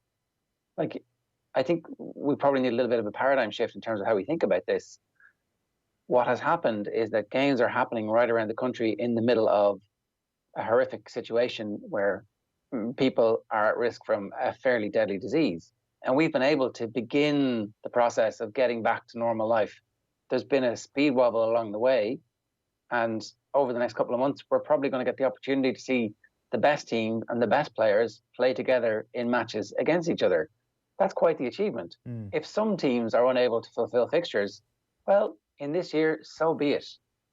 Better to have something than nothing. Better to be trending in the direction of getting back to a situation where we're acquiring information about living with the virus and about dealing with that and coming up with ways to deal with it, as opposed to, oh my God, I can't believe this one team is not going to be able to fulfill their fixture. The heavens shall fall because of it. Yeah, and I think Dennis Walsh made that point in his Sunday Times column yesterday, that it did feel that the decision to find out how the sport exists in contact with the virus and how we live with the virus, that decision was kind of postponed after everything that happened last week, or at least you could make that little bit of an argument. But we still have sport. The games are still happening. Like, I mean, this happy situation that you described, which is a GAA Championship, is still due to happen. You would almost swear from the commentary over the last week that everything's been called off and nothing can happen again. But we might leave that there. We've got plenty coming up over the next hour. We've got Alan Quinlan with us. We've got Deal or No Deal still to come. We've got our Gillette pressure rankings. But now we're taking a very brief segue into golf, because it is time for our coverage of the Oireachtas Golf Society tournament, a tradition unlike any other.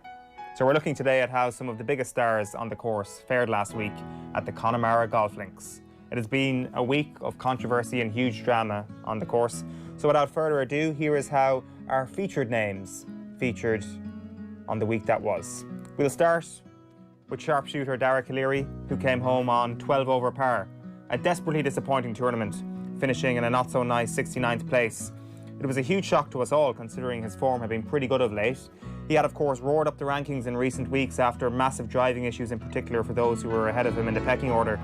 The performance means he won't qualify for the next major of the season, something which seems to have really upset his fans. There were a bunch of Killeary supporters by the 18th green chanting, "We need Mayo representation in the next major of the season." Unfortunately for all of them, golf is judged on the quality of your swing rather than the magnitude of your own sense of self-importance. Sean O'Rourke is next up. He finished on 6 under par and a hugely impressive 3rd place. This was a comeback of epic proportions from the Galway man. We thought his profile would diminish as time went by, But like Conor McGregor's thanks for the cheese tweet in 2016, it turned out our work was merely taking a breather from the limelight, because he sure as hell roared back into our consciousness with a stunning return to form. For so long, he has asked the questions out there on the course. This Indian summer in his career has got us wondering if others are going to need to ask questions of him.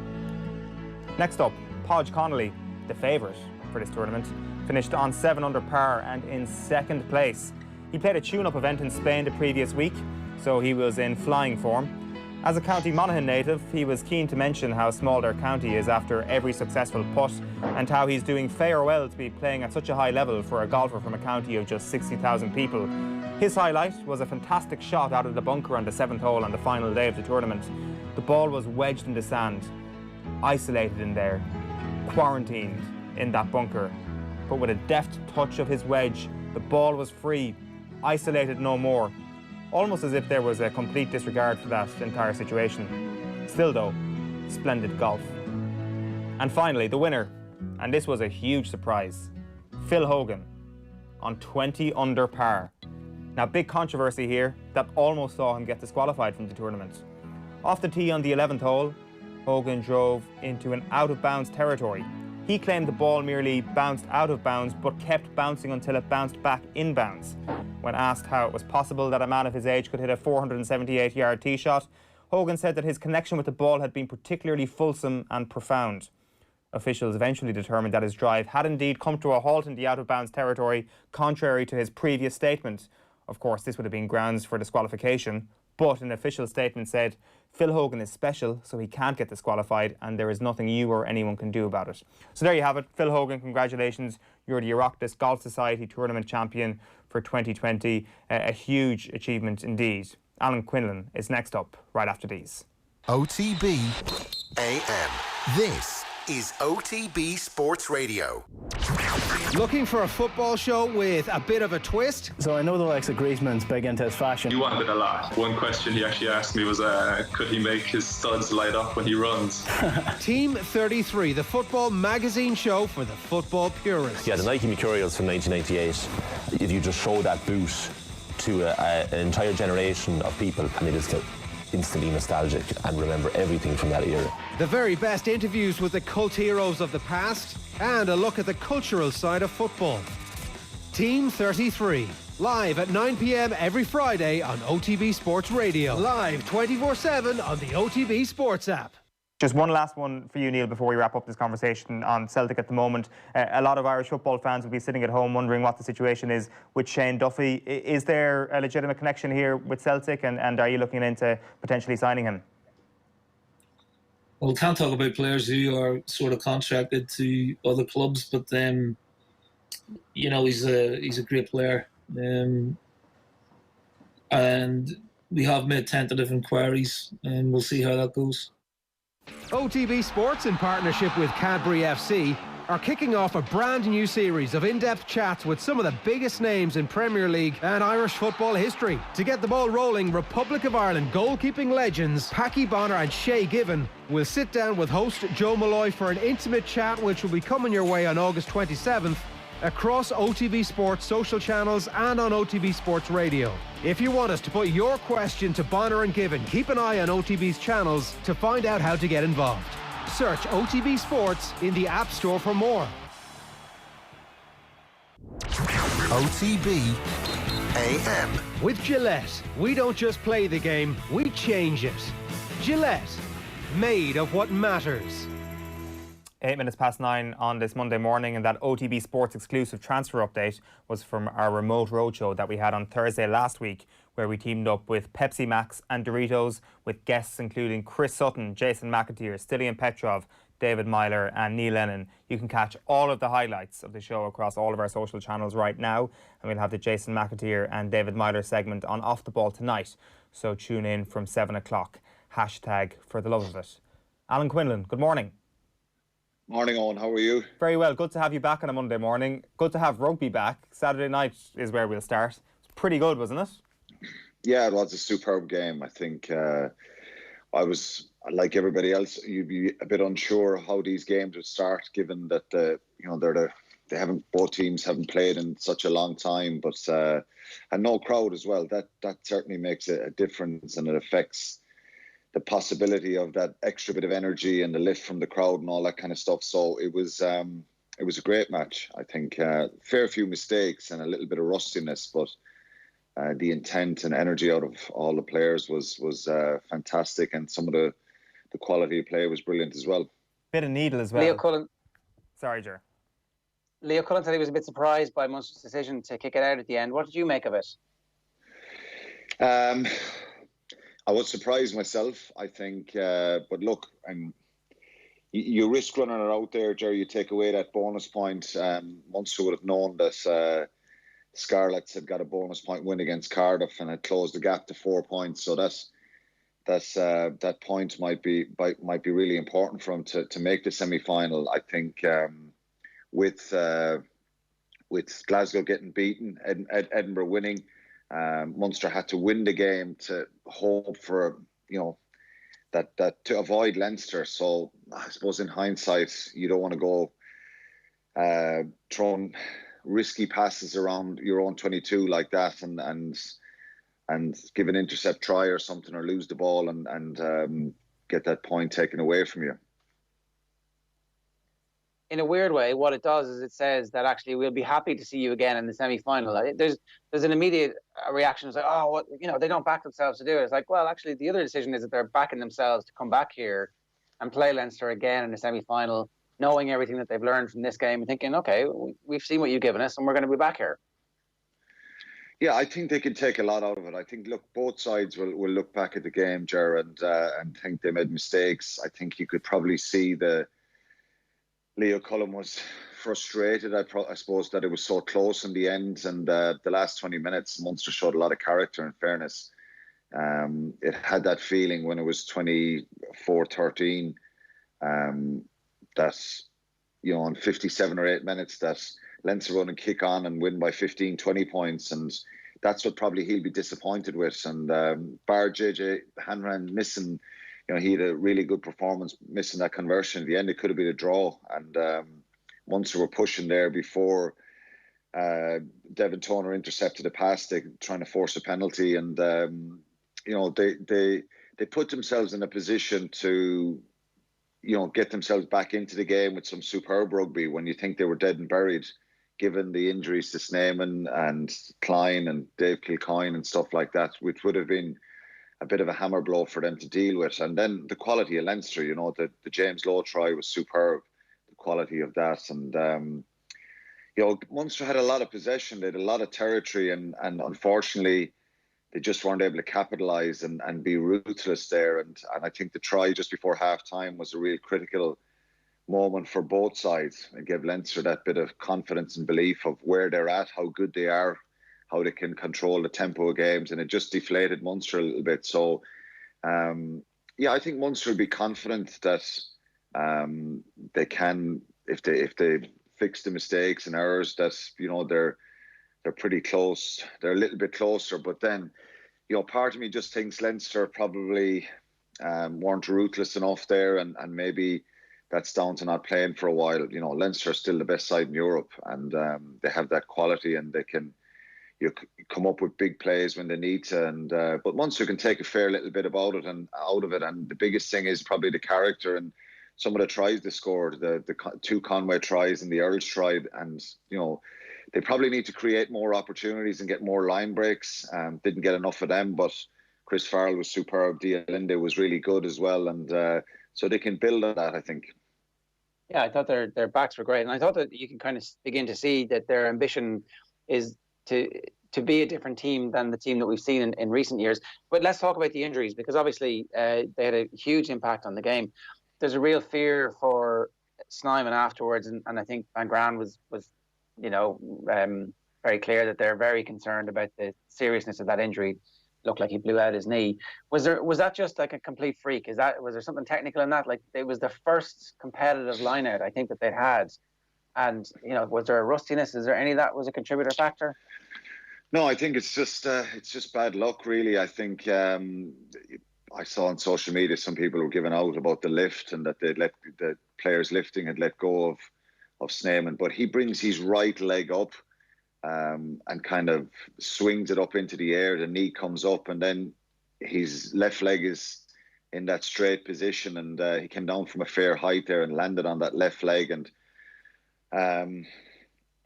for me, straight away, it just looked like when you come in that straight position, it's either your posterior cruciate or your anterior cruciate. The anterior cruciate obviously is the more serious one that can put you out for 6, 7, 8 months. Who knows? So there was nothing in it that it was just.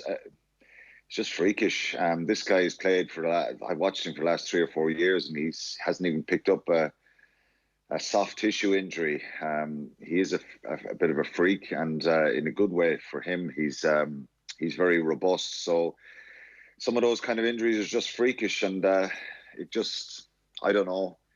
From a Munster point of view, he's potentially gone for 6 or 7 months now, if it's confirmed that it's the ACL, and it's just a bloody disaster for them, really, because he's such a good player, I think, and he's someone that can really expand the team's game plan with his carries and his ability to get over the line, and his footballing ability to offload as well and get through the tackle because he's so big. So it definitely upset their flow and their ability to use him productively throughout the game and for him to make inroads for them. So it's a freakish injury that's just, I don't know, it's the curse of signing, being a new signing. I think they've had very poor luck in the last few years with some of the signings, and but it's something you can't control. It's part and parcel of it. Players get injured, and I just think you could feel that sigh of despair when it happened everywhere, and it's a pity. It's a pity for them, but they've got to dust themselves down now. And it's not even this season, Ger. I think it's the finish of this season, because look, it's going to be tough even with Sneijman and Dialinde and Munster playing well. To beat Leinster and win a Pro 14 was always going to be tough. But it's the European campaign, and it's trying to build momentum going forward and integrating some of the young players and just get that real feel-good factor and getting Munster to look like a serious threat. And you take someone like him out of the team now for possibly a couple of months, and it's massive for them. Well, their defensive lineout would have been one of the best defensive lineouts in Europe when you think how well it performed even after he went off. I thought O'Mahony defending the lineout was sensational, particularly when Leinster were putting a bit of pressure on. And it's heartbreaking for him, and it's heartbreaking for Munster generally. Dialinde, I thought, brought an incredible bit of spice and spark to it, and went after, face to face, went after Johnny Sexton, and you could hear them kind of shouting at each other. And that's no harm in these matches. No, it's not. I think he probably didn't get as much ball as probably Munster people would have liked to have seen, but ran a lot of decoy lines and allowed Chris Farrell get his hands on the ball a little bit more, which was, obviously Robbie Henshaw and Gary Ringrose were very, very, and Johnny Sexton acutely aware of how strong and how good Dialinde is, and it did give a little bit more space to Chris Farrell, and they're two powerful centres and will give Munster a lot of options going forward. His aggressiveness and his enthusiasm at the breakdown and that little bit of bite that you want in players, that's willingness to fight for everything, make the tackle, reload, get back on your feet, counter ruck. Possibly people might think they're insignificant moments, but they're big moments for a team, and they kind of set a really kind of good standard of the aggression and the competitiveness that you want in players, and Leinster have shown that in the last number of years, that those little sparky moments, that little bit of aggression at the breakdown, that body language that you have to show the opposition that you're going to keep fighting and fighting for everything. And I think that's what Munster need. And not just is he an absolutely outstanding player, but he is really, really competitive like that. And I think one of the first breakdowns he went into, he forced that turnover, and he's going to be a very, very important player for them, and really good hands as well. And I think, I kind of looked at the end, the pass back inside from JJ Hanrahan, and when Devin Toner did brilliantly to intercept the ball to really kill the game. That pass should have went out to Diolinda. He was kind of one-on-one with Gary Ringrose, and he's not going to run past Gary Ringrose, but he's going to get a chance to build a bit of momentum, try and get a soft shoulder, get into a bit of space and hold on to the ball. But I thought he was really, really good. Chris Farrell obviously got man of the match and was superb, and Andy Farrell will be absolutely delighted with that. But it was test match intensity at times, which was very impressive from both sides. And like I say, both Leinster and Munster will look back at the game and they'll be a little bit frustrated at times, but Munster had more possession and just weren't clinical enough. And Leinster then, when they had the opportunities, just showed how good a side they are and how difficult they are to beat and wrestle the control off. Munster's kicking game was great, and part of it was so well pressurised on Leinster, but then also it looked like Jordan Larmour under the high ball was not as strong as you would want somebody in his position to be. So I wondered if that might actually open up an opportunity for us to think about the back three in an Ireland perspective, and actually maybe his best position is on the wing as opposed to a fullback, because there's a conversation yesterday from Johnny Murphy where he was making the point that actually Stockdale might be a better fullback than he is a winger in terms of his defence, and certainly that back three isn't set in stone, isn't cast in stone the way things were in the Joe Schmidt era. Yeah, well, the kicking, Munster's box kicks were superb from Conor Murray, and if they're that good and on the money, and there's loads of players around the ball when it's dropping down, it's very, very difficult for anybody.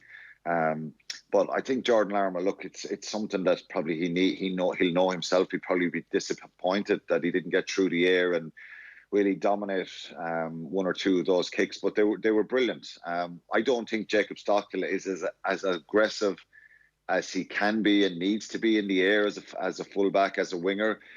He's obviously a bigger man, but look, Rob Kearney is the man that's he was the best in the game at this, just soaring through the air. Didn't matter to him whether there was bodies around. His concentration, focus and aggression in the air was superb. And so Jordan Larmour needs to get better at that. That'll be probably disappointing for them, because Munster got a return on nearly all those box kicks, and it was down to execution. And but you know, Stockdale probably wasn't tested as much yesterday, and because Connacht moved the ball a lot more and didn't kick as much as we'll say Munster did in their exit strategies. But it's a little bit of a concern. But I still think, you know, Larmour is probably your first choice fullback. But it would probably create one or two question marks about, you know, if you play England again, will Owen Farrell will be peppering the ball there and trying to target Jordan Larmour like that. Andrew Conway, probably same stature, same physique, is probably that little bit better in the air and at taking high balls than Jordan Larmour. So it's an area he still has to improve and get better at. And it could mean a little shift around in who plays full back for Ireland, for sure. One of the questions that I had kind of on that, Alan, with regards to how fluid Munster have had, how fluid Munster had looked at certain sections of their backline at the weekend, is possibly to do with the pack as well. And I mean, the RG Snyman thing, obviously he goes off after 7 minutes, but for the remainder of the game, Munster looked pretty good in that department as well. Like, I just wonder if over the period of time, if options start to dwindle up front, the effectiveness of Conor Murray, the effectiveness of JJ Hanrahan, which we saw on Saturday night, are going to be affected as a result. That this hasn't necessarily been a problem of Munster's backs constantly failing. There have been issues up front and not getting the proper platform to play quick ball, and without quick ball you're not going to beat Leinster. Yeah, well look, no matter how good your backline is on, you've got to perform up front and deliver quality ball and have a presence there. Their set piece was good, their line-out was really good, they had a very good return. They lost no line-out out of 13 I think, and they won all their scrums that they had. But it's the general play around the field, and it's the ability to be physical and get the better of the opposition in the physical exchanges and make big carries and stuff like that, and not just your traditional ball carriers, but everybody making an impact, making tackles, defending, all that kind of stuff. And that has been a problem for Munster. That presence as an 8.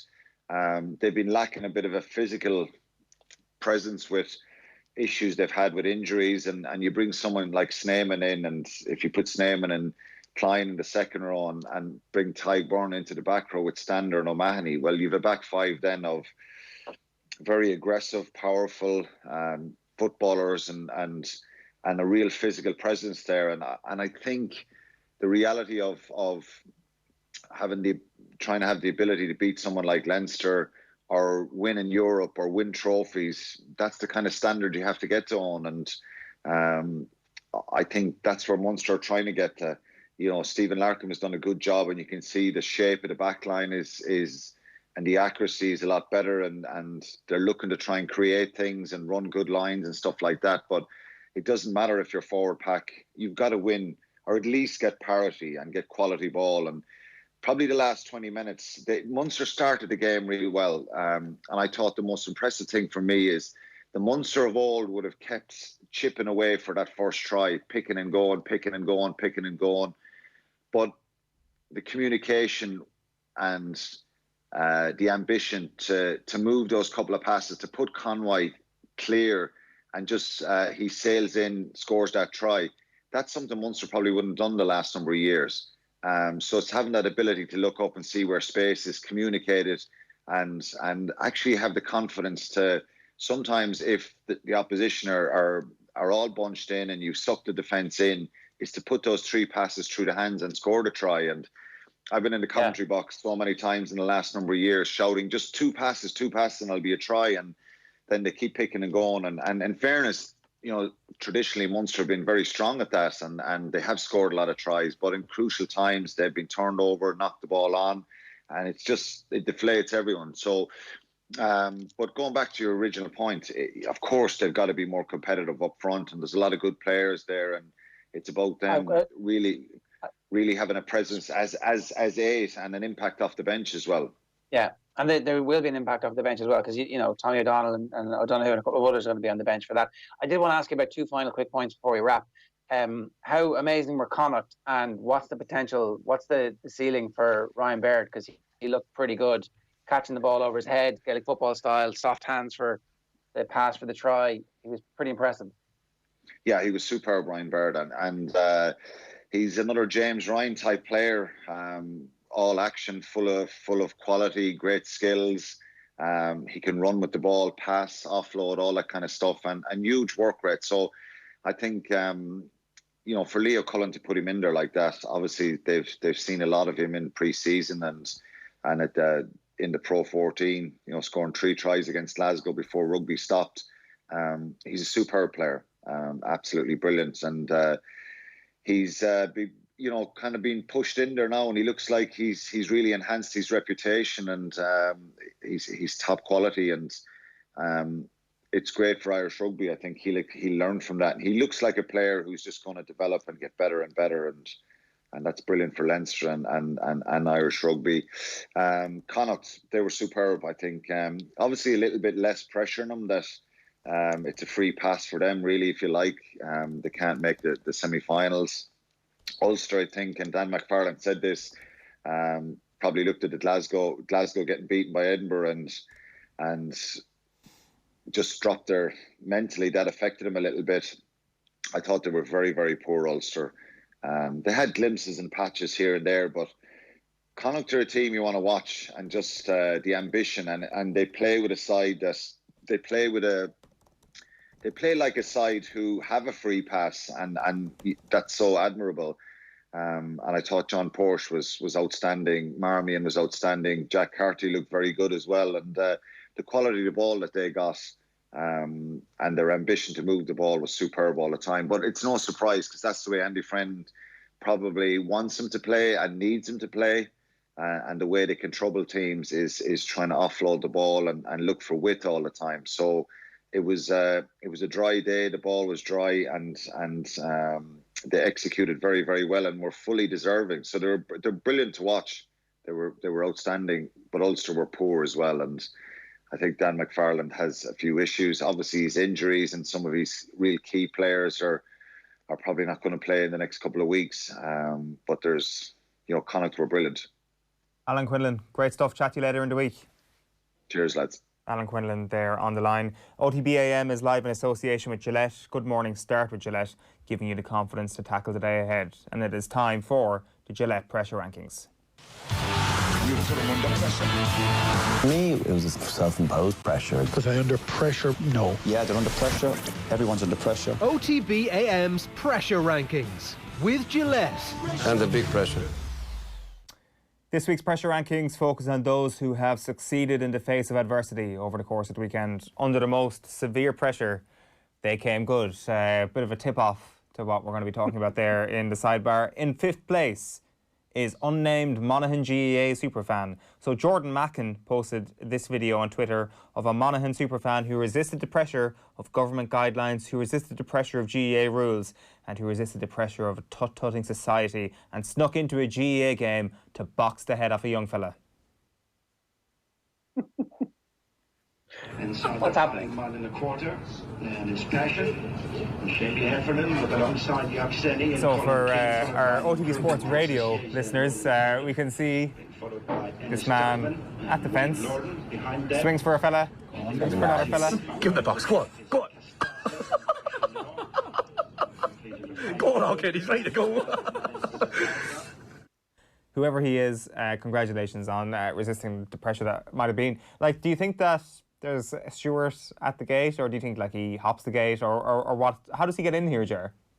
I don't know. I mean, maybe he's one of that list of, aren't you allowed 40 people, including your playing staff? So who knows? Maybe he's involved, deeply embedded in one of the clubs. Who knows? However it happened, fair play for, keeping up the long-standing tradition of somebody from the crowd coming down and trying to poke the head off an actual player in full kit. Imagine if there had been a crowd, what happens in this environment? He just goes back and takes his place on the sideline or the seats. I don't know. I'm a little bit surprised that there haven't been a few more mass brawls. There was enough tension at the start of the 2 rugby matches where as soon as there was a hint of something going on, everybody was in just to see, can I just get a poke of somebody? Go on, let me poke somebody. So it wasn't just a GAA thing over the course of the weekend. No, we haven't seen them. Maybe it's because a lot of games are being streamed and we're not actually, like, it's up to the whistleblowers, those people who are actually paying for the streams, to actually leak this footage to us because nobody's actually at the games. Number 4 in our pressure rankings this morning is Johnny Murphy for not succumbing to the pressure of society and sporting this incredible mullet, bleached back of his head. It's brave stuff. This is, like, everybody told him he couldn't walk, but Johnny Murphy's gone out to run with this sort of hairstyle. Pops off the screen yesterday, Ger. It's class. You should explain exactly what it is. It's two-tone. It is definitely business at the front, shaved sides, and then party at the back. And the party at the back is, as you said, bleach blonde. Like the type of bleach blonde that you only get for leaving it in for like an hour and a half. You know the way it says anything over 10 minutes and this will be blonde, don't leave it in for any longer. Johnny's sitting there, is an hour and a half in going, right, unfurl me to the world like a peacock. It was sensational.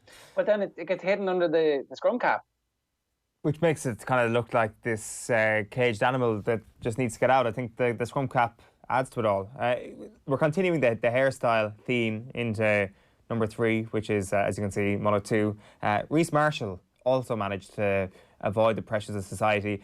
In fairness, I think Johnny Murphy probably should have been ahead of Reece Marshall in our rankings, but the picture there kind of looks like almost like a separate hairstyle is going on behind his head. It's two, like you say, it was two-toned, the other one, which it was. This is like 2 different shapes of head entirely. Like, mullets are back, Jared. This is the thing. I mean, these people have got past the pressure of what society has dictated to actually show us that this sort of thing is possible.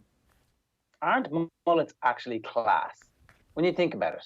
Like, don't you actually enjoy having a little bit of hair to rub your fingers through? You've cultivated a longer hairstyle over lockdown. And why did you do that? Just because I wanted to get a mullet. I want to luxuriate in it. I want to get a mullet. Simple as that. You could. Like, I mean, don't tell me not to dream. I'm telling you, you should do it. Go for it. Like, my mullet growing days are past me now. I regret the fact that I never had a mullet now. I think that the 2 lads have shown the way. particularly for front rows. I don't know if this is like a pick me, I need to get into the team, I need to be first choice, I want to play international rugby. There's a long tradition, obviously, of mulleted hookers playing for Ireland. That's it. That's obviously it. The Shane Byrne School of Mullet has finally reached the zenith. Number 2 under pressure this week was Harry Maguire, who was under pressure from Rob from Bolton to take a selfie in Greece, and he kind of succumbed to the pressure, Ger. I don't think he performed well under pressure this week. Actually, he is feeling the pressure the most. The Greek justice system is slowly gearing up to grind him down. It turns out, though, the Greek justice system is not that serious. Apparently, one of the newspapers is reporting this morning that they've downgraded this to a misdemeanor, and that because of overcrowding in Greek prisons, if you get sent to prison, you can buy your way out of it, which is ironic given that one of the charges against his mates, apparently, was a charge of bribery. I'm like, well, okay, so you didn't do it through the formal ways. You didn't actually try and buy your way out of the prison. The justice system, I think, in Greece is going to be very interesting. A lot of people on social media pointing out that Raheem Sterling buys a house for his mother and gets a lot of crap from the English media. Harry Maguire is like defending the honour of his sister when he is involved in an altercation with police in a foreign country. So the double standards at play from the English media in reporting this, I would say, are certainly worth keeping an eye on. Manchester United not saying that much just yet, but strongly suggest that he might lose the captaincy over this. Imagine he'll lose the captaincy. How serious for his career that would be. At number 1 in our pressure rankings this week is none other than Alexander Povetkin. Concussed a couple of times, I want to say, and then still lands an incredible knockout blow. There is nothing more pressurising, I'd imagine, than being punched in the head by a heavyweight and being grounded a couple of times. But Povetkin shrugged off that pressure at the age of 64 or whatever he is to land an incredible uppercut that sent Dillian White to the floor and to sleep.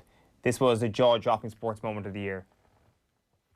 It was sensational. What a punch. You're sitting there watching it going, this actually isn't a bad fight. And it's going to be over very soon. This is very nice. Got a relatively early night after watching Katie Taylor's victory, and all of a sudden it's like boom, whoa, where did that come from? What a punch. And here's the thing, the best part about this is, I think, and we'll have this explained to us in a moment, is that it saves us about 18 months of fanning around, and now actually we're more than likely going to get the super fights faster because these two have to fight again. They can do that like as a warm-up or as a sideline while the 3 best heavyweights in the world get it on against each other again and again and again. And that's all we want to see. Like, heavyweight boxing, when it's like this, is actually really good, but it's sensational when it's Anthony Joshua against Tyson Fury against Deontay Wilder. Let's get it on. Yeah, absolutely. That is it. Congratulations, Alexander Povetkin. You are top of the list this week in our Gillette Pressure Rankings. OTB AM's Pressure Rankings with Gillette. Let's go straight to that boxing story then. We are joined by Ronan Mullen this morning. How are you getting on, Ronan? All's well, Owen. How are you? All good. Will we just dip straight into that question that Ger posed there about the heavyweights and what Saturday night does, how we're looking in that division for the next little while?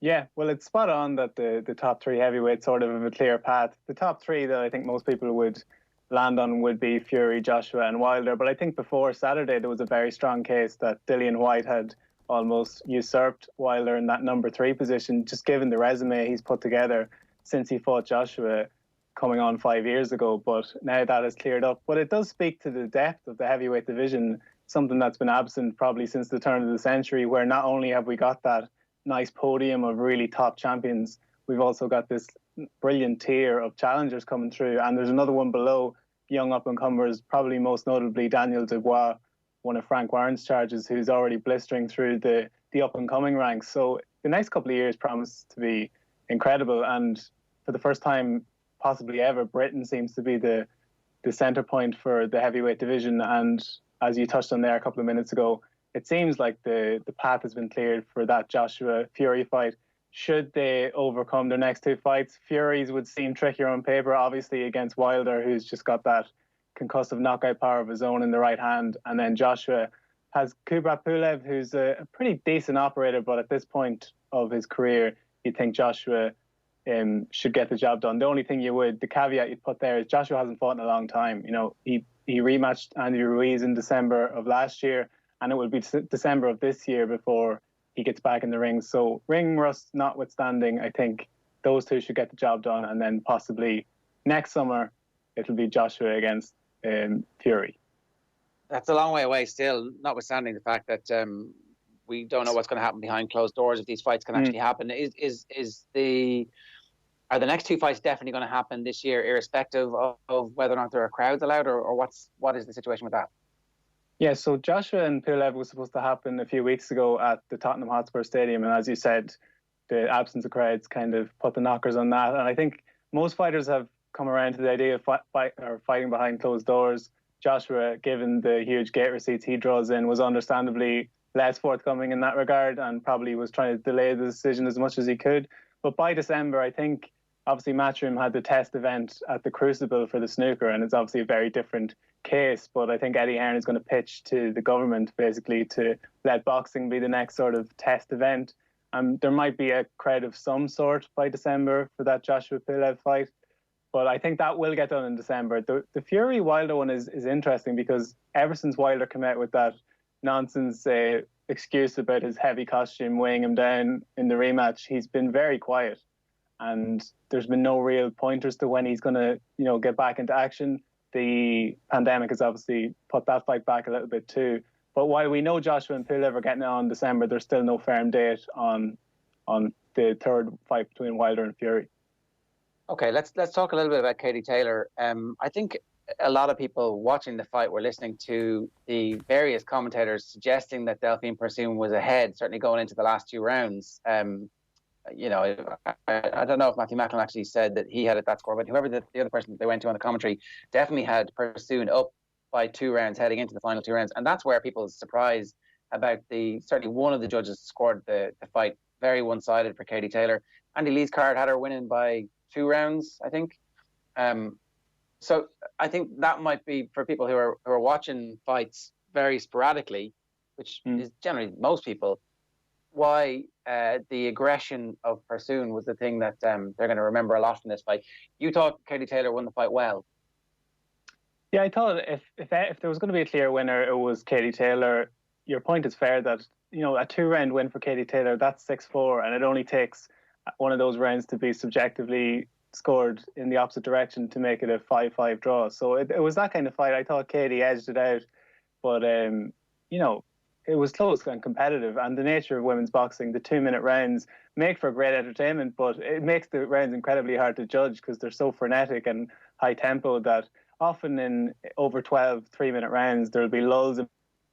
It's quite clear. You can pick the quality work, and rounds are quite easy to score.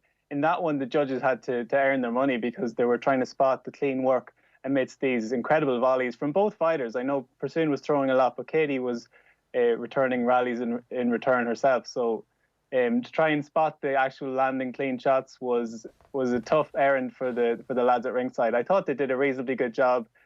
Generally, the 98-93 was a bit over the top, but if you land on the correct winner, there's been so many cards where the correct winner didn't get their hand raised that I don't really mind as long as they land on the correct victor. Yeah. I'm happy enough.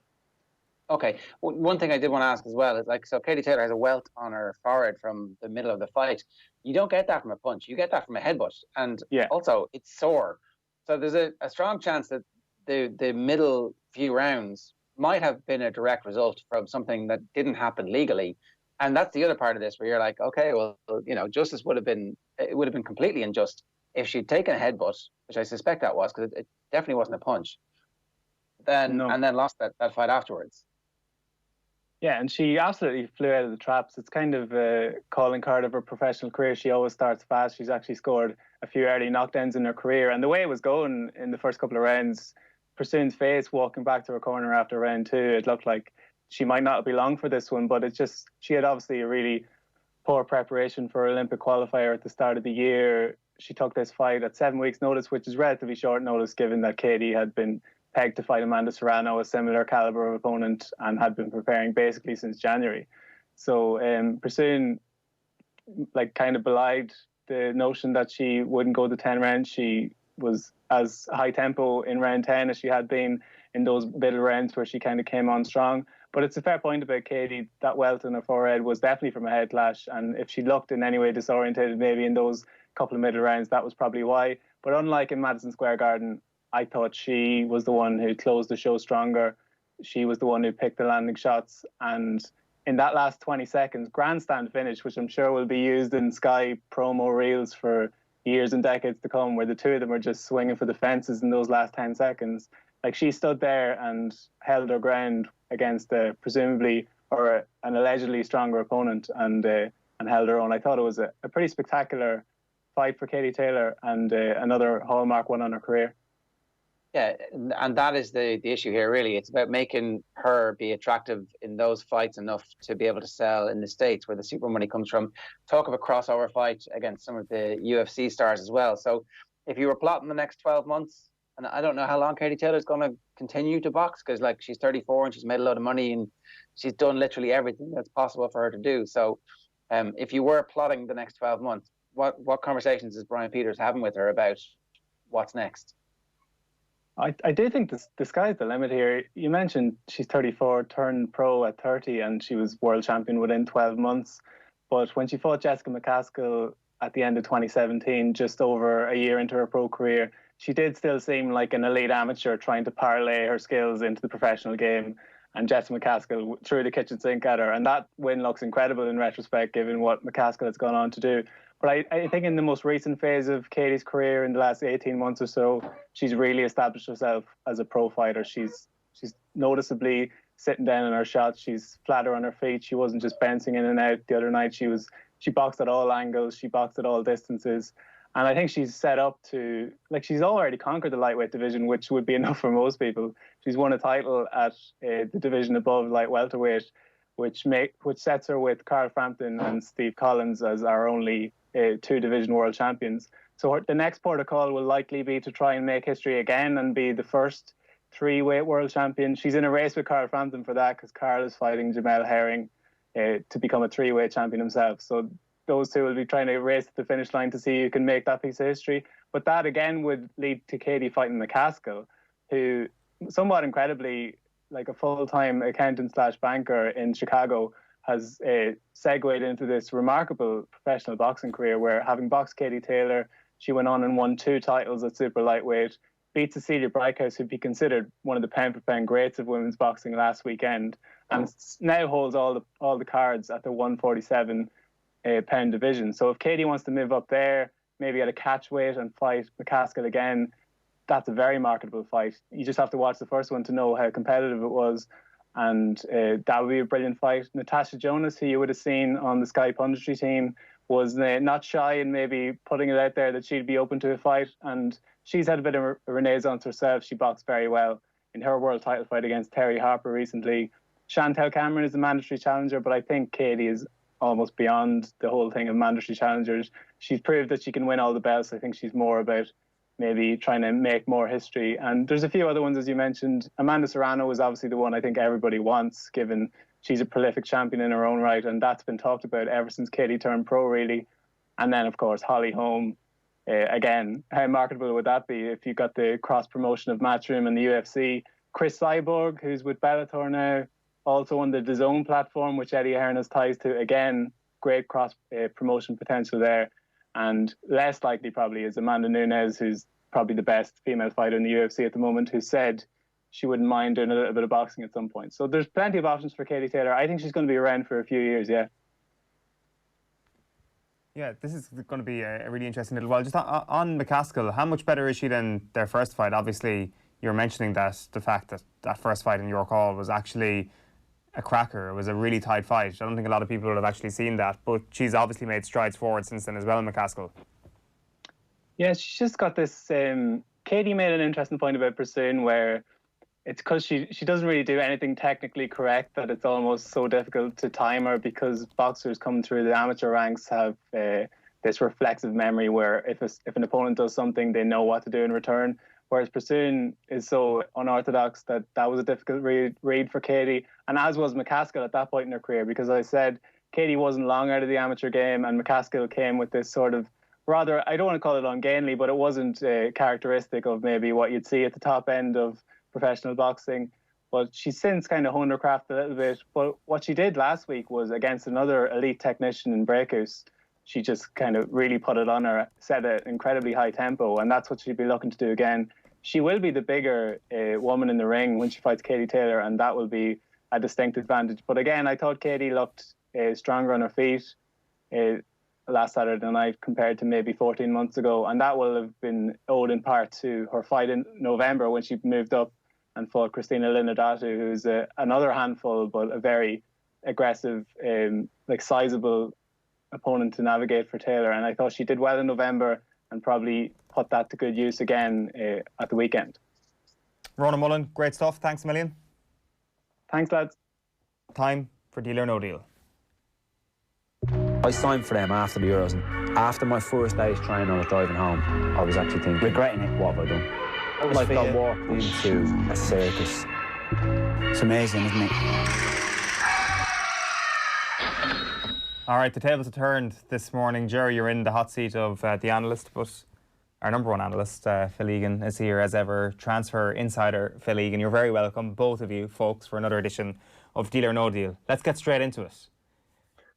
It's widely reported that Thiago Silva, 35, could be on the way to Chelsea.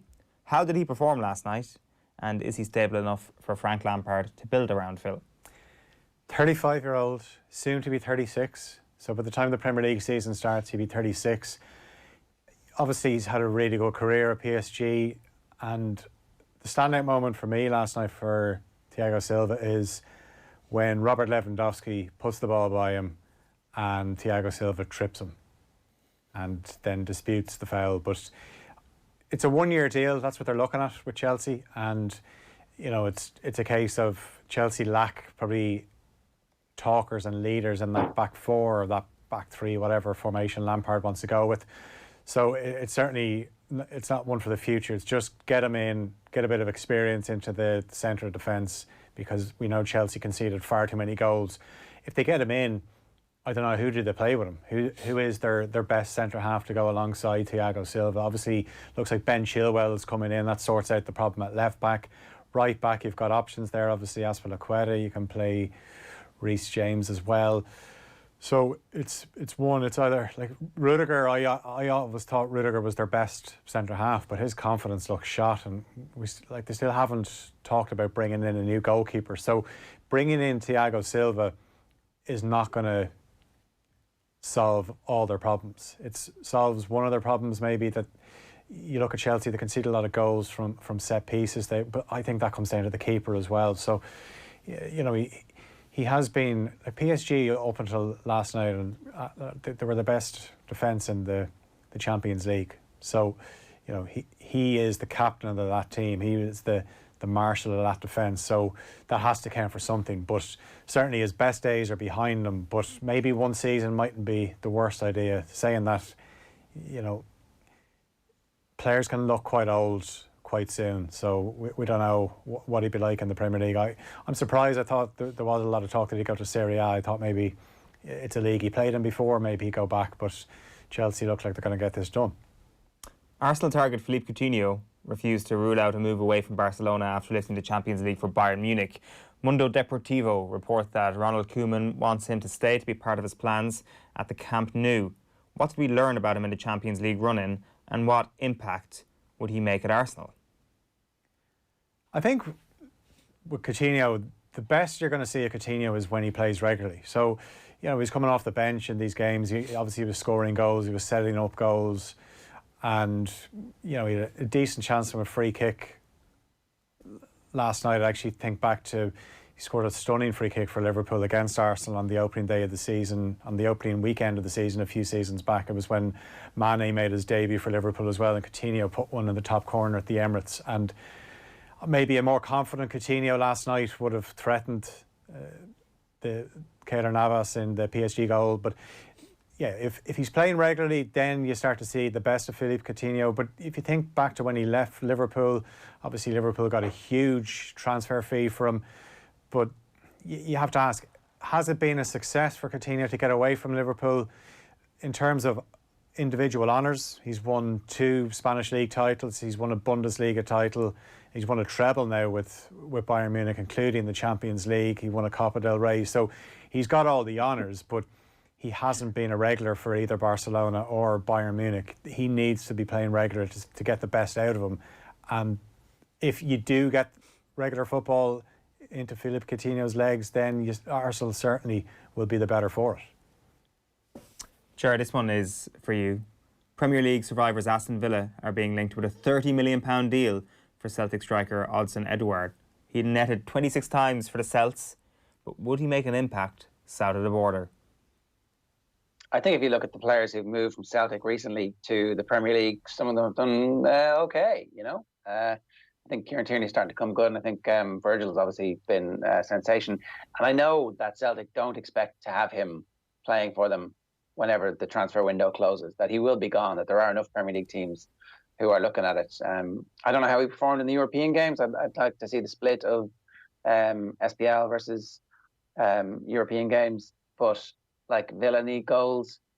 I think they're just going to be better by virtue of the fact that, let's assume that they keep Grealish, that there'll be players back from injury who they bought at the start of the year. And then some of those players who they've had will actually have a year's Premier League experience behind them as well. There's depth there. It's just very shallow. It's wide, but it's shallow. In terms of the depth, there's a lot of bodies, but none of them are that good. So spend the money. Keep spending the money until you find somebody. Because if you find somebody who's going to score goals in the Premier League, suddenly they go from 30 million to 50 million. I do wonder why there aren't more of those middle tier Premier League teams who aren't in for players who, like Coutinho, who are out and available on a loan deal. Like, why is it only the teams in 5th to 8th who are able to do it? Why can't he sign for Villa? That's a good point. Well, like we haven't had a Premier League signing that kind of feels like a bit of a coup for a mid-table to low reaches of the table side for a while, or somebody who's just coming off their peak, or maybe even well past their peak. I'm talking about an Esteban Cambiaso-esque signing, a sort of huge name midfielder who comes in and it's like, wow, what happened to that guy? Oh, he's actually playing really well for Aston Villa. Like Tevez and Mascherano to West Ham. That's what I'm talking about. That's the level of ambition you want to have. That didn't work out very well. Nearly, got them relegated for legal reasons as much as anything. And they both played crap, except for Tevez for like 3 weeks at the end of the year. But that type of ambition is what you want. Your 2 pieces of advice this morning are keep spending money until you find somebody and have the levels of ambition. That was basically a massive legal case. 3 Europa League goals, apparently, for Edouard. We are being told that Jadon Sancho to Manchester United is dead. Is there any excuse for not paying up for the rising English star? Well, I'll tell you, if there isn't an excuse, there's going to be plenty of excuses if things don't start well for United. This is the problem, that if United don't hit the ground running, and obviously we know they're not playing on the opening weekend because of their involvement in the latter stages of the Europa League, but as soon as things start to go wrong, or if you have a few bad results, then all of a sudden the name Jadon Sancho comes up more and more. Obviously, this was a deal that a few weeks ago looked like it was going to get done, and they didn't get to that deadline of the 10th of August, which Borussia Dortmund had set. So now it drags on and it looks like it's not going to happen. And we know how good he is. And if United don't hit the ground running, then United supporters, people will start questioning Ed Woodward, and he'll have to answer those questions and explain why they didn't feel Jadon Sancho was worth the money. It's a lot of money, but as we've said on this show regularly, it's not as if it's all up front. It's in instalments. Manchester United have the money, but they obviously feel that it's too much, that 120 is too much, that they feel like they're being made fools of by having to fork out that kind of money. But as I said, if they have the money and he makes them a better team, I think you got to spend the cash. Final one this morning, and it's a juicy one. Sorry, Jared, do you want to come in on that one? Yeah, at some point, it's actually not a lot of money when you think about it. It's not really that you're paying that 120 million. It's the difference between 100 and 120, and it's 20 million. And that 20 million is Daniel James or somebody like that who is going to be a fringe player in the team. So what's the opportunity cost in signing Jadon Sancho versus what's the opportunity cost in not signing him? And the opportunity cost is that you don't suddenly become a team who can compete in the two major competitions that you're going to be in next year, sign him, spend that money. This isn't like Harry Maguire where you're not sure if he's going to be good enough. This is somebody who has a decade ahead of him at the peak of his career, whose athletic profile is perfect for what you're trying to do, who could be a replacement for one of your front three if anybody ever wants to sign them at some point. Spend the money. This is your time. Spend the money. I'm with you. I think so. I think that no matter what you get him at the moment, it's going to look like a snip in a little while. According to reports, Barcelona club president candidate hopeful Jordi Farre says the club has had talks with Jurgen Klopp's representatives about managing the side in the future. Whether this story is true or not, we're going to talk about it. Can you see it happening at some point, and what would a Klopp-Barca team look like? When they say that they talk to his representatives, did they just leave a voicemail? Does that count as talking to his representatives? They tweeted at Jurgen Klopp, "You up?" That was what they tweeted. This is the fact that he's trying to become the next president. Let's promise everything, and maybe they'll vote me in. But yeah, this is when I saw this story, it was one of those that I just thought, well, I knew when Koeman was appointed. I did say last week I kind of expected some of the Dutch players in the Liverpool squad to be linked with Barcelona. I certainly didn't think the Klopp link would come in, but I think Liverpool fans, when they would have seen this story, would have just had a bit of a smile and thought, I don't think there's any truth in that at all. Wow, how the tables have turned from trying to write new clauses into your contract so that Barcelona can't actually grab your players, to Phil Egan sitting here with a smug smile on his face saying Liverpool fans will have a little smile at that. That's it for Deal or No Deal this morning. For the Euros, and after my first day's training, I was driving home. I was actually thinking, regretting it. What have I done? Like I walked into a circus. It's amazing, isn't it? Phil and Jared, thanks a million for that. We are back live from 7 o'clock this evening on Off the Ball. It's on air, it's online, you can get it in all the usual places. If you haven't already though, make sure you download the OTB Sports app, because that is the single best place to get all the podcasts and of course all the latest articles and all the sports news that develops throughout the day. OTB AM is live in association with Gillette. Good mornings start with Gillette, giving you the confidence to tackle the day ahead. We'll be back tomorrow morning at 7:30. Bye-bye for now. OTB AM.